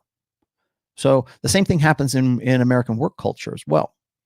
So when women get into, and Josh Fluke, if you're watching, I really want to do this show with you. I'm going to hit you up about this. But when women get into the American work culture, the first changes that they make are socialist changes, or I don't say socialist, they're collectivist changes. And those collectivist changes benefit women above everything else. So I don't think it's necessarily so much tolerance as it is when women get into power, what do they do with that power? Well, they turn it into a collective rather than a meritocracy. It's a collective idea. Let me see, what else do I got here? Okay, I'm getting towards the last half. There's one more thing I want to talk about, and then I'll focus on your questions here. But Merciless says, women are rarely let out of prison for something they didn't do compared to men. Could we argue they are almost diabolical? Okay, see, here's the thing is when we start making judgment calls, when we start saying, well, women's nature is evil. Women's, I'm not here to make those calls. You guys can make those calls all you want. I'm just drawing attention to what the thinking is and what the dynamics are here. I think it's a mistake to, whether we're talking about men's nature or women's nature, I think it's a mistake to put angels or devil's wings on men or women. Because once you do that, you limit your understanding, your future understanding, because something could change in the future. You go, oh, well, that's why they do that. And they, oh, well, I believe that they were sent from Satan. No, that's just how they are. That's how they evolved. How are you going to adapt, and how are you going to respond to what you know about women's nature? It's not like, oh, well, we got to go and write a new Bible, or we got to go and have a spiritual response to that. Yeah, fine, that's great. That's out of the scope of this show. But what I'm talking about is you will limit yourself once we step away from at least an obligation to objectivity. That's when the problems start. So that's why I will never say, oh, women are just naturally devils. They're devils. Here he comes. Them women are devils. What is this? Well, okay, MD, I see your tweet here, brother, or your chat. Thanks for that 20 pounds, British pounds. I'll get you here in just a second. So last but not least, with respect to vulnerability, guys will say, well, you can't just be a stone all the time. And I'm not saying you should be. I'm just saying when it comes to vulnerability, don't think of it as an asset, a game asset. Women don't fuck guys because they're vulnerable. Not in the beginning, right? They're not. It's not like you go to a club and you go, man, I'm the most vulnerable guy here in the club. You're not going to get laid because of that, man. You're not. Vulnerability is not an asset. It's not something that is arousing to women. And if there is any merit to being vulnerable whatsoever, it's in being measured with it, not being vulnerable. Now, here's what I wanted to get to at the very end here, is because a lot of guys will say, well, I'm once I was a little bit vulnerable with her, she warmed up to me, man. It was great. I'll tell you why. Because most guys, when they are in that alpha stoic, in their frame, that's another thing I should say, is when you become vulnerable, you lose frame, you risk losing frame. Because when you express yourself in a vulnerable fashion, it cues women's hindbrains that this guy is incompetent. This guy can't protect me. This guy can't protect the family. This guy can't provide for the family because he's too overwhelmed with emotions. When we see a guy crying, and I've talked about this with Pat Campbell on several occasions, when you see a guy crying, it triggers something different in our hindbrains, in our monkey brains, our lizard brains, than it does when we see a woman crying. When we see a woman crying, we go, what's wrong? Are you okay? Is it all right? You all right? Or baby crying. Oh my God, we got to keep the baby quiet, because if he keeps crying, and predators could come and eat us, right? We have a different mentality. But when a guy is crying, we think the guy's broke down. Okay, Jim's useless. What do you got? He's done. Well, we got a problem to solve, but he's over here crying. So what else? What do you got left? That's our mentality. When we see a guy crying, it's always seen as a weakness. It's not, as So guys think, well, I'm going to cry and people will think me as strong. No, they won't. They'll see you as a blubbering idiot, even if you are doing it in the most measured fashion that you can. So that's our natural response to men crying versus women crying. Here's an example. Do you remember when Obama shed a tear because of I don't know, some school shooting, or I don't forget which shooting it was. He was crying. We responded to him differently than we would respond to a woman crying when, like, Hillary Clinton cried. Oh, she shed a tear. Oh, she's strong. She's so strong, right? That's how we see her. We don't, when we see Obama cry or a male politician cry, it's usually like a concession of defeat, or it's a concession of weakness.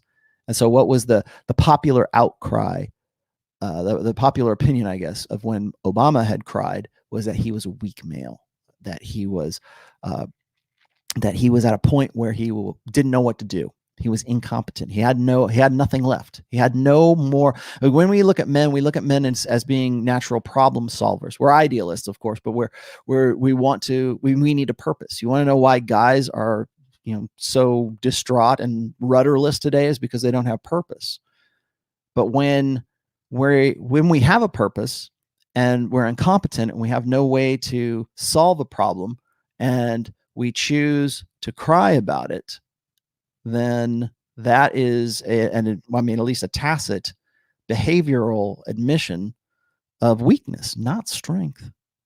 So how that vulnerability is displayed, how that vulnerability is interpreted, is something you need to, as a red pill guy, you need to keep in mind.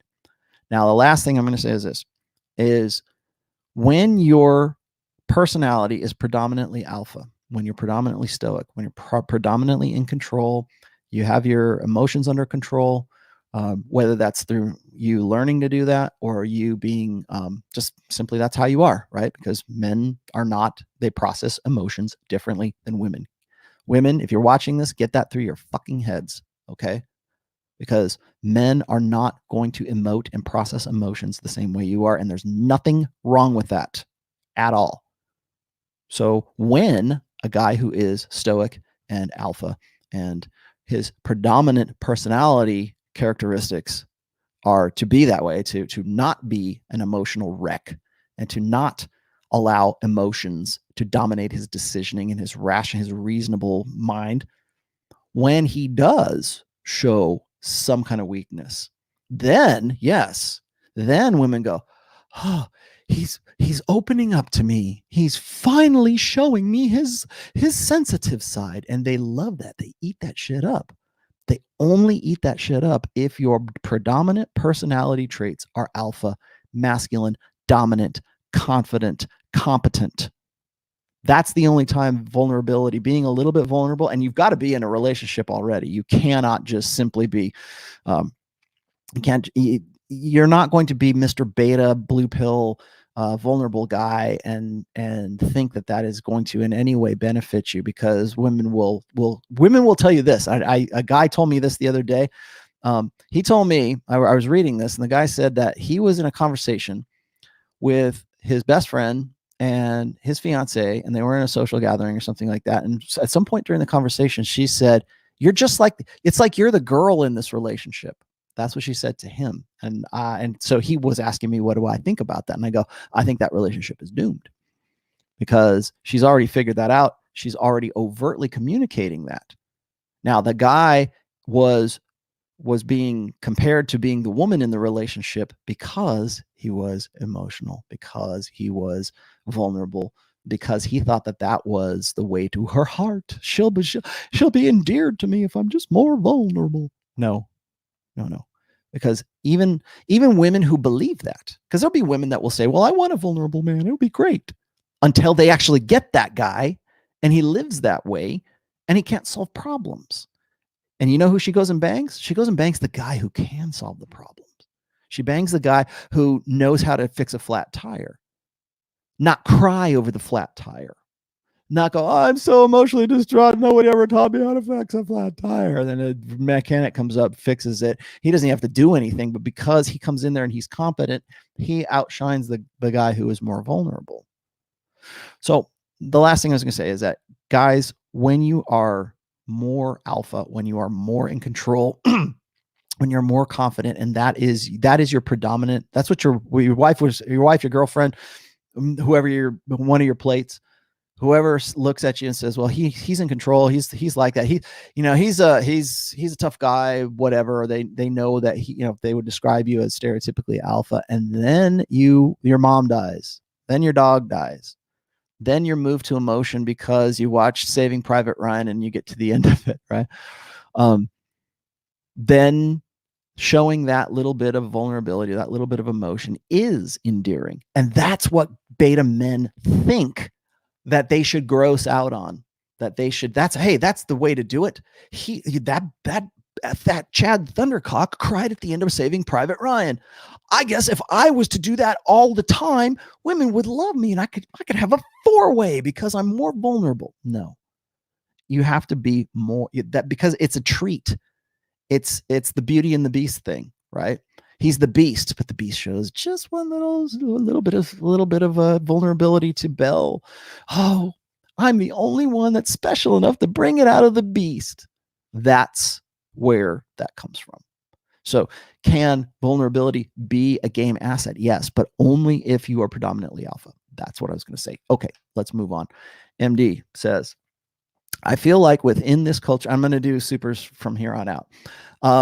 I feel like within this culture, all roads lead to beta. The more you interact and take in culture, the more beta you become. Yes.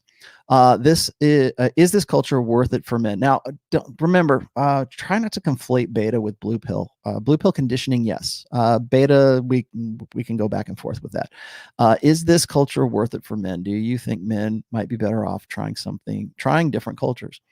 I don't think you're going to have a choice pretty soon, because we're already in a global sexual marketplace, and I think that really within this next decade, within the 2020s, you're going to see a global culture sort of form, I think, and that will be facilitated by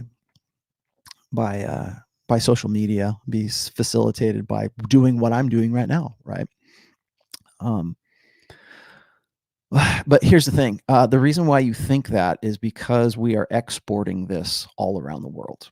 The predominant narrative, the predominant meme, the correct way of thinking about things, it's not, you're not going to be able to escape it. It's not like you can move to some different country and things will be different. Maybe now they would, if I say, well, if I talk to Andrew Tate and he would say like, well, just move to Romania because things are different here.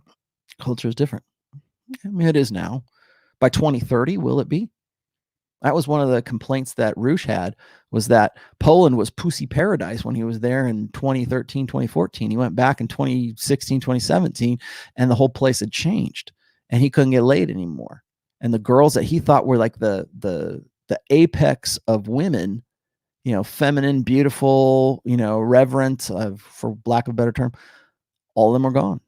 Or they weren't responding to him anymore. Why? Well, because they got cell phones, man. They got cell phones and they got social media and they got Instagram and I will say that here's a prediction. You want a prediction? Here's your prediction.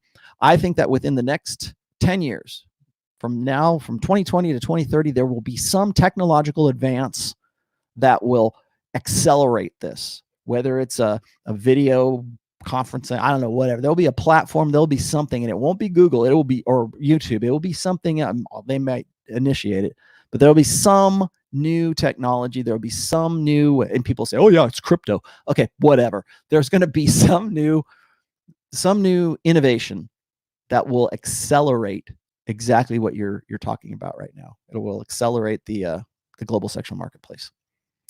Well, my goodness, what else did I get here? There it is. Okay. Giuseppe Di Fraia. Okay, here, I'm going to read this in the Italian. I think women want to be a man and hyper masculine than be feminine because they are the weaker sex. Women admire and they are jealous of men's masculinity. That's why they try to be masculine and more manly instead of a feminine. This is just Giuseppe. Guess what? You've just figured out Dr. Sigmund Freud. This is penis envy, is what this is. That they're jealous of men's, innately jealous of men's power, because men are physically more imposing, generally speaking. They're physically more powerful. In our ancestral past, it was men who provided the protection. It was men who were the providers. It was men who women would select based on physical prowess. And it was men's world, right? That's what I always say. Well, it's a man's world. Oh man, what else do I got here? Hang on, guys. Just give me 1 second. Why is this? Oh, there we go. Okay, much better. Oh, god damn it. Hold on 1 second here, guys.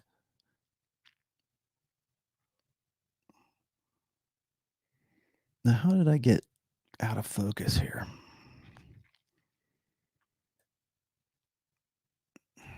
Is that better? No, that's not better. You don't come here for the video anyways. You don't come and look at my smiling mug, do you?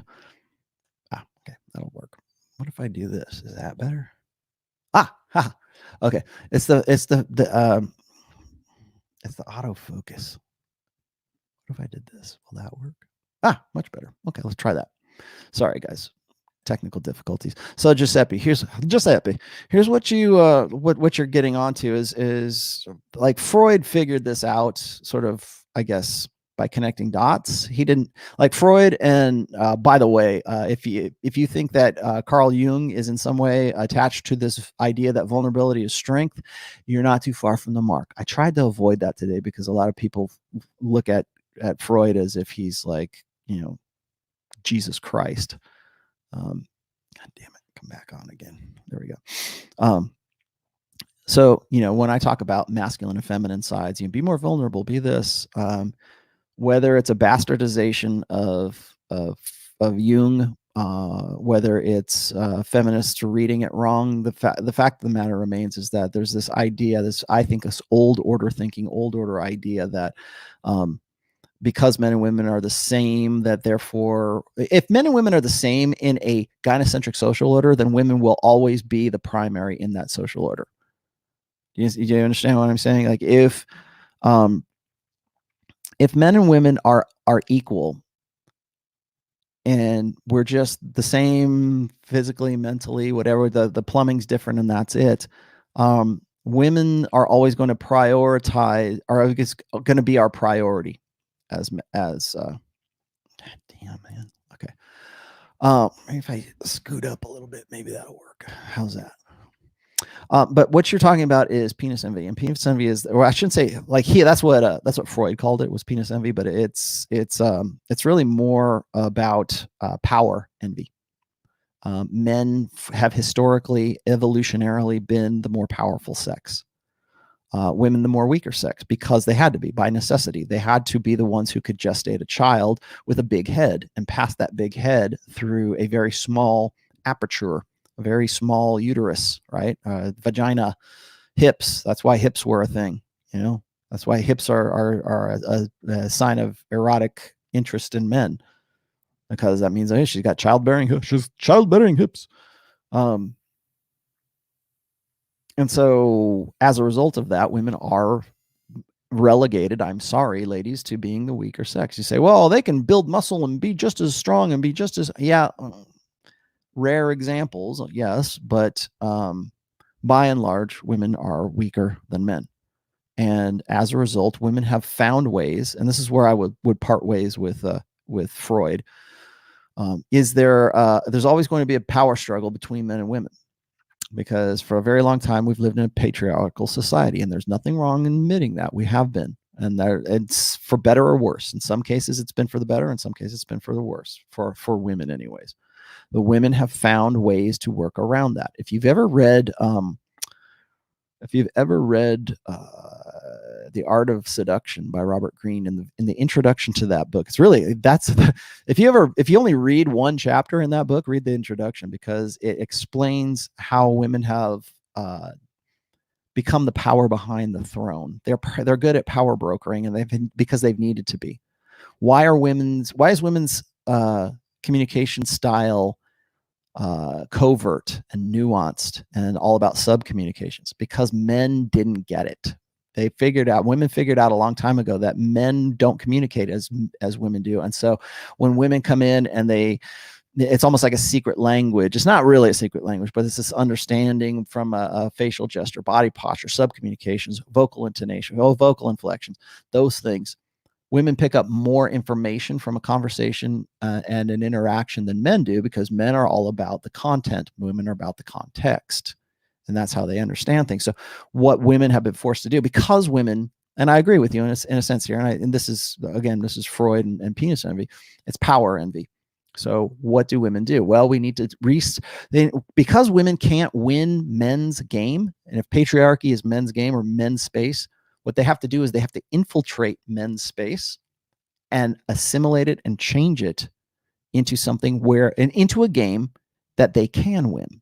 That would say, well, okay, guys, sorry, all the old rules, those are all gone now. And now it's women's rules. And because we're playing by women's rules, you guys always lose and we always win.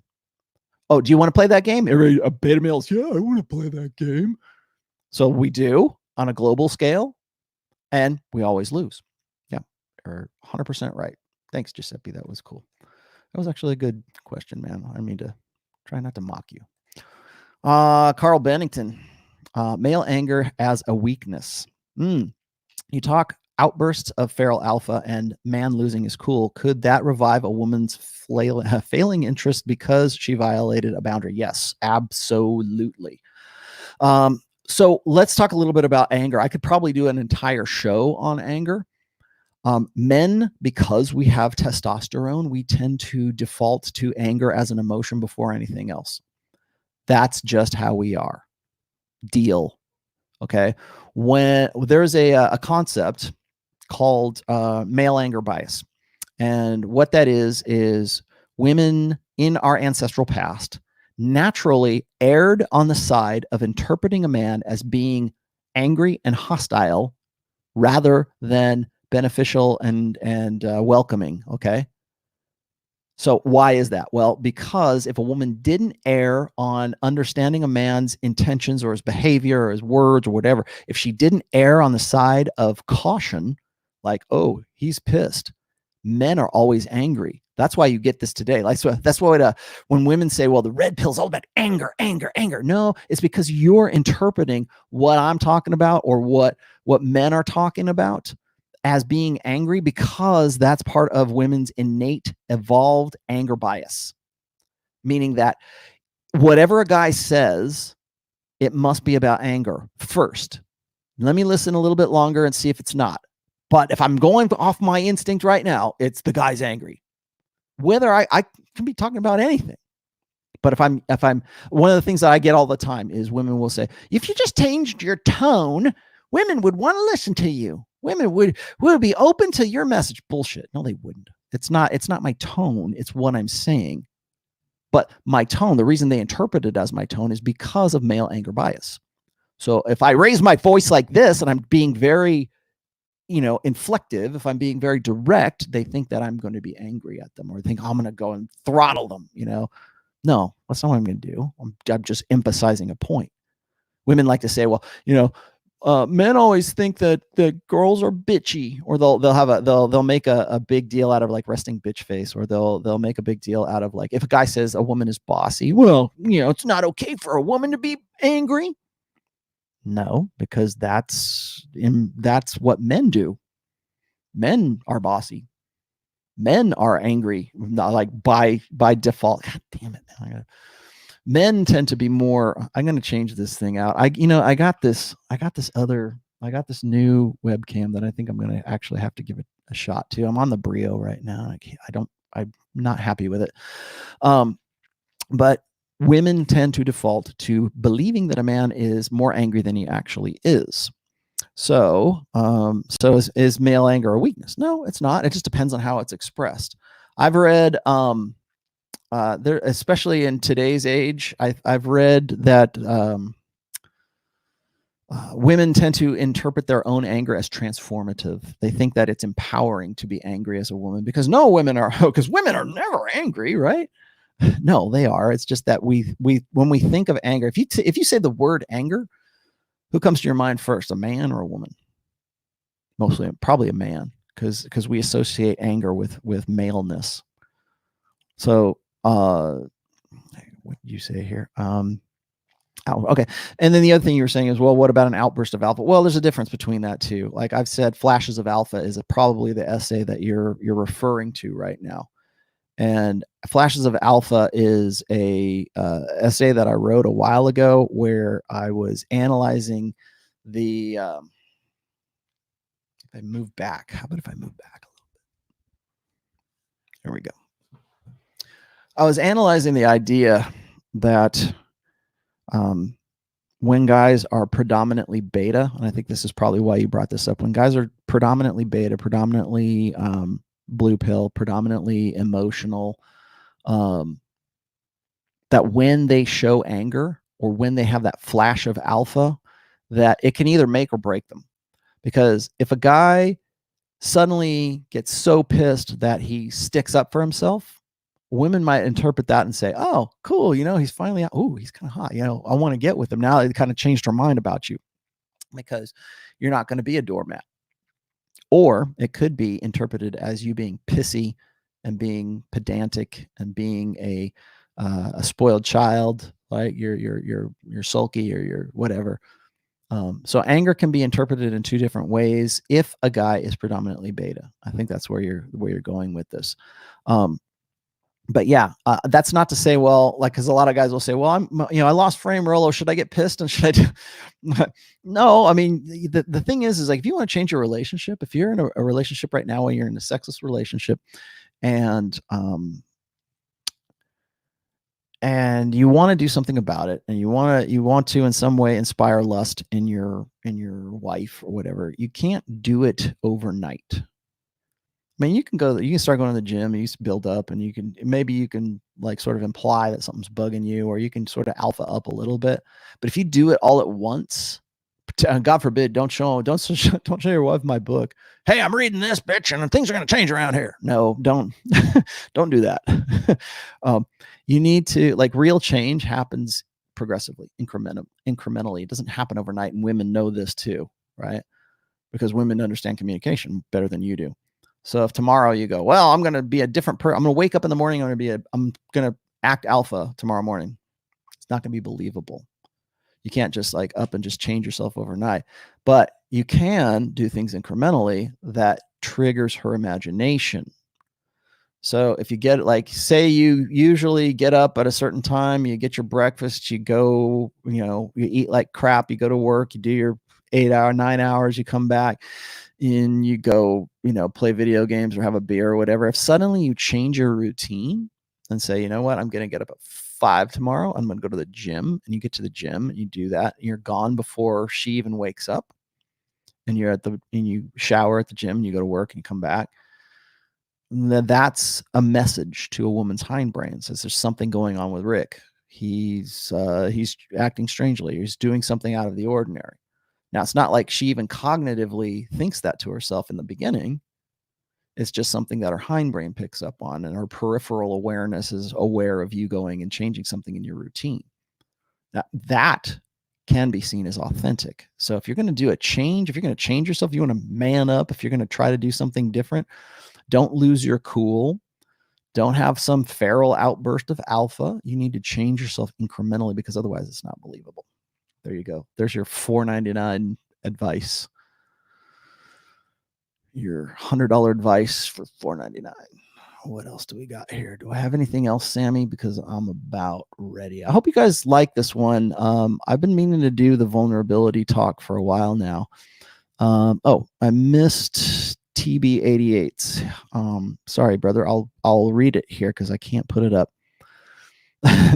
TB88 says, I should probably just do should I do an all accent or an all voice acting episode? That would be funny, huh?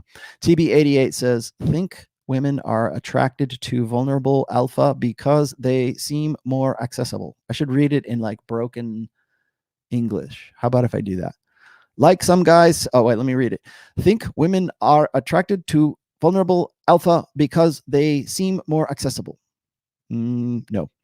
They Seam works as like some guys say they are attracted to tomboys because they think they can relate to them.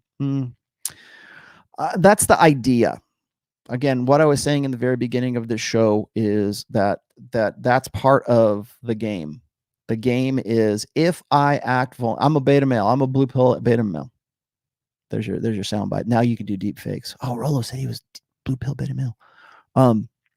So let's just say I'm a blue pill beta male. My game is going to be, if I believe this, is that women are attracted to that, and I'm going to be as vulnerable as I possibly can because I think exactly what you're thinking right now is, well, the alpha guy is vulnerable.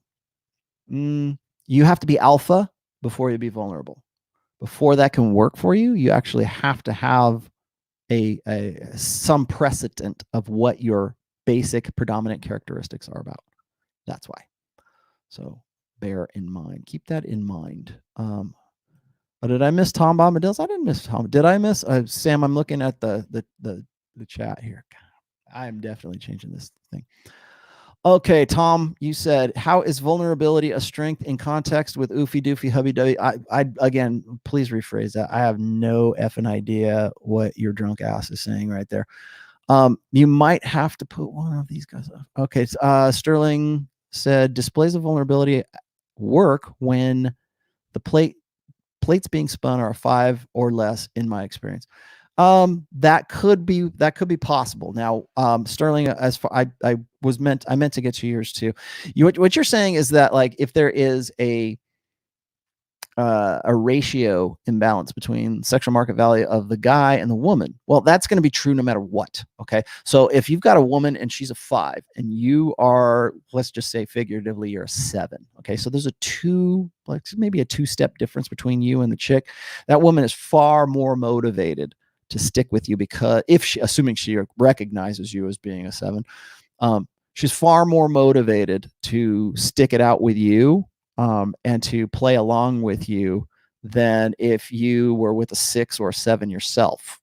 Okay. So displays of vulnerability work when your place are being spent 5. Again, that is women feeling flattered that a 7 and they're a 5 would have anything to do with them. So it makes her feel special that you being somebody who is above her sexual market value, open yourself up, and he's really talking to me. We're really making a connection, man. Oh, I just love him so much.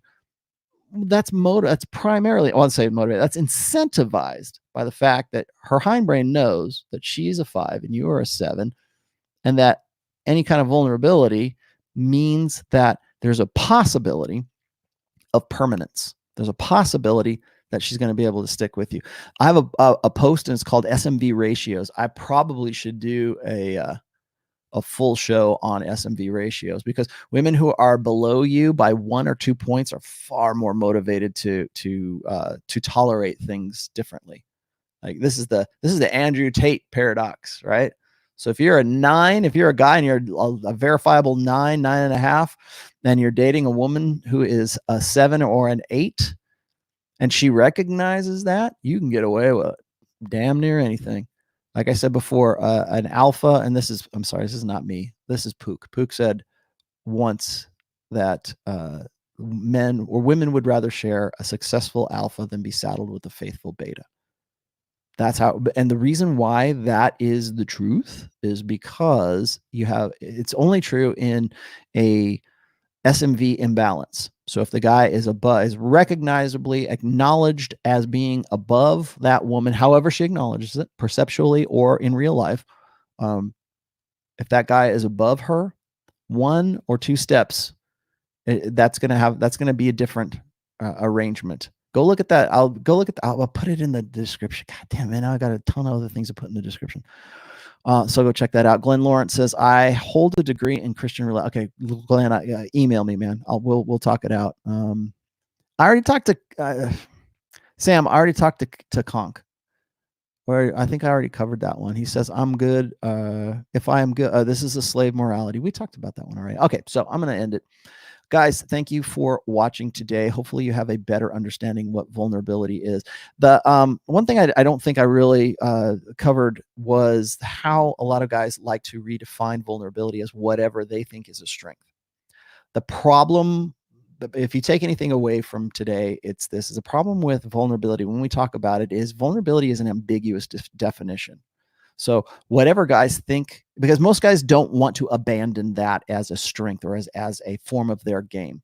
They don't want to think, they don't want to, like, if I'm critical of vulnerability, which I have been like since day one, if I write anything that's against the idea of God, I'm against the idea that conventional masculinity can't be authentic. It is.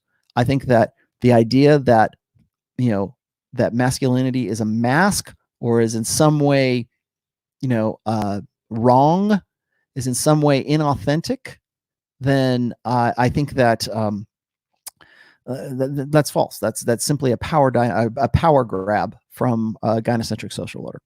But last but not least is most guys, when they fight me on the idea of vulnerability, they do so because they define it subjectively. It's like defining alpha, which is another show I need to do.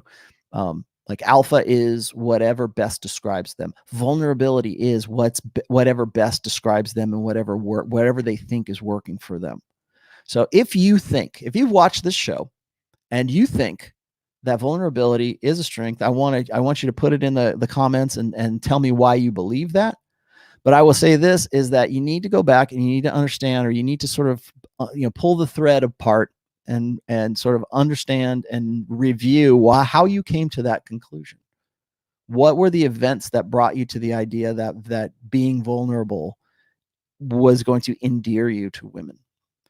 Now, would vulnerability endear you to women if you didn't know that woman? If you were meeting a girl in a club, or you're meeting a girl at school, or you're meeting a girl for the first time Barnes and Noble, where you meet all the girls.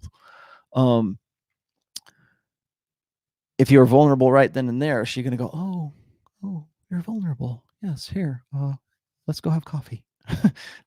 No. Vulnerability only comes once once your character has been established to that person. Once your predominant your characteristics and personality traits have been displayed.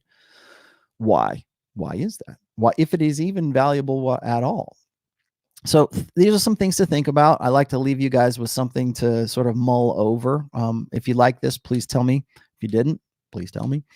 Again, I'm going to have a new post on the Rational Mail, it'll probably be on Friday. Again, guys, I'm down to 2 more tickets for at least my tickets for the event, Rule Zero Live in Las Vegas. And so if you want to get in on that, please hit me up and do it soon. There's two left on mine.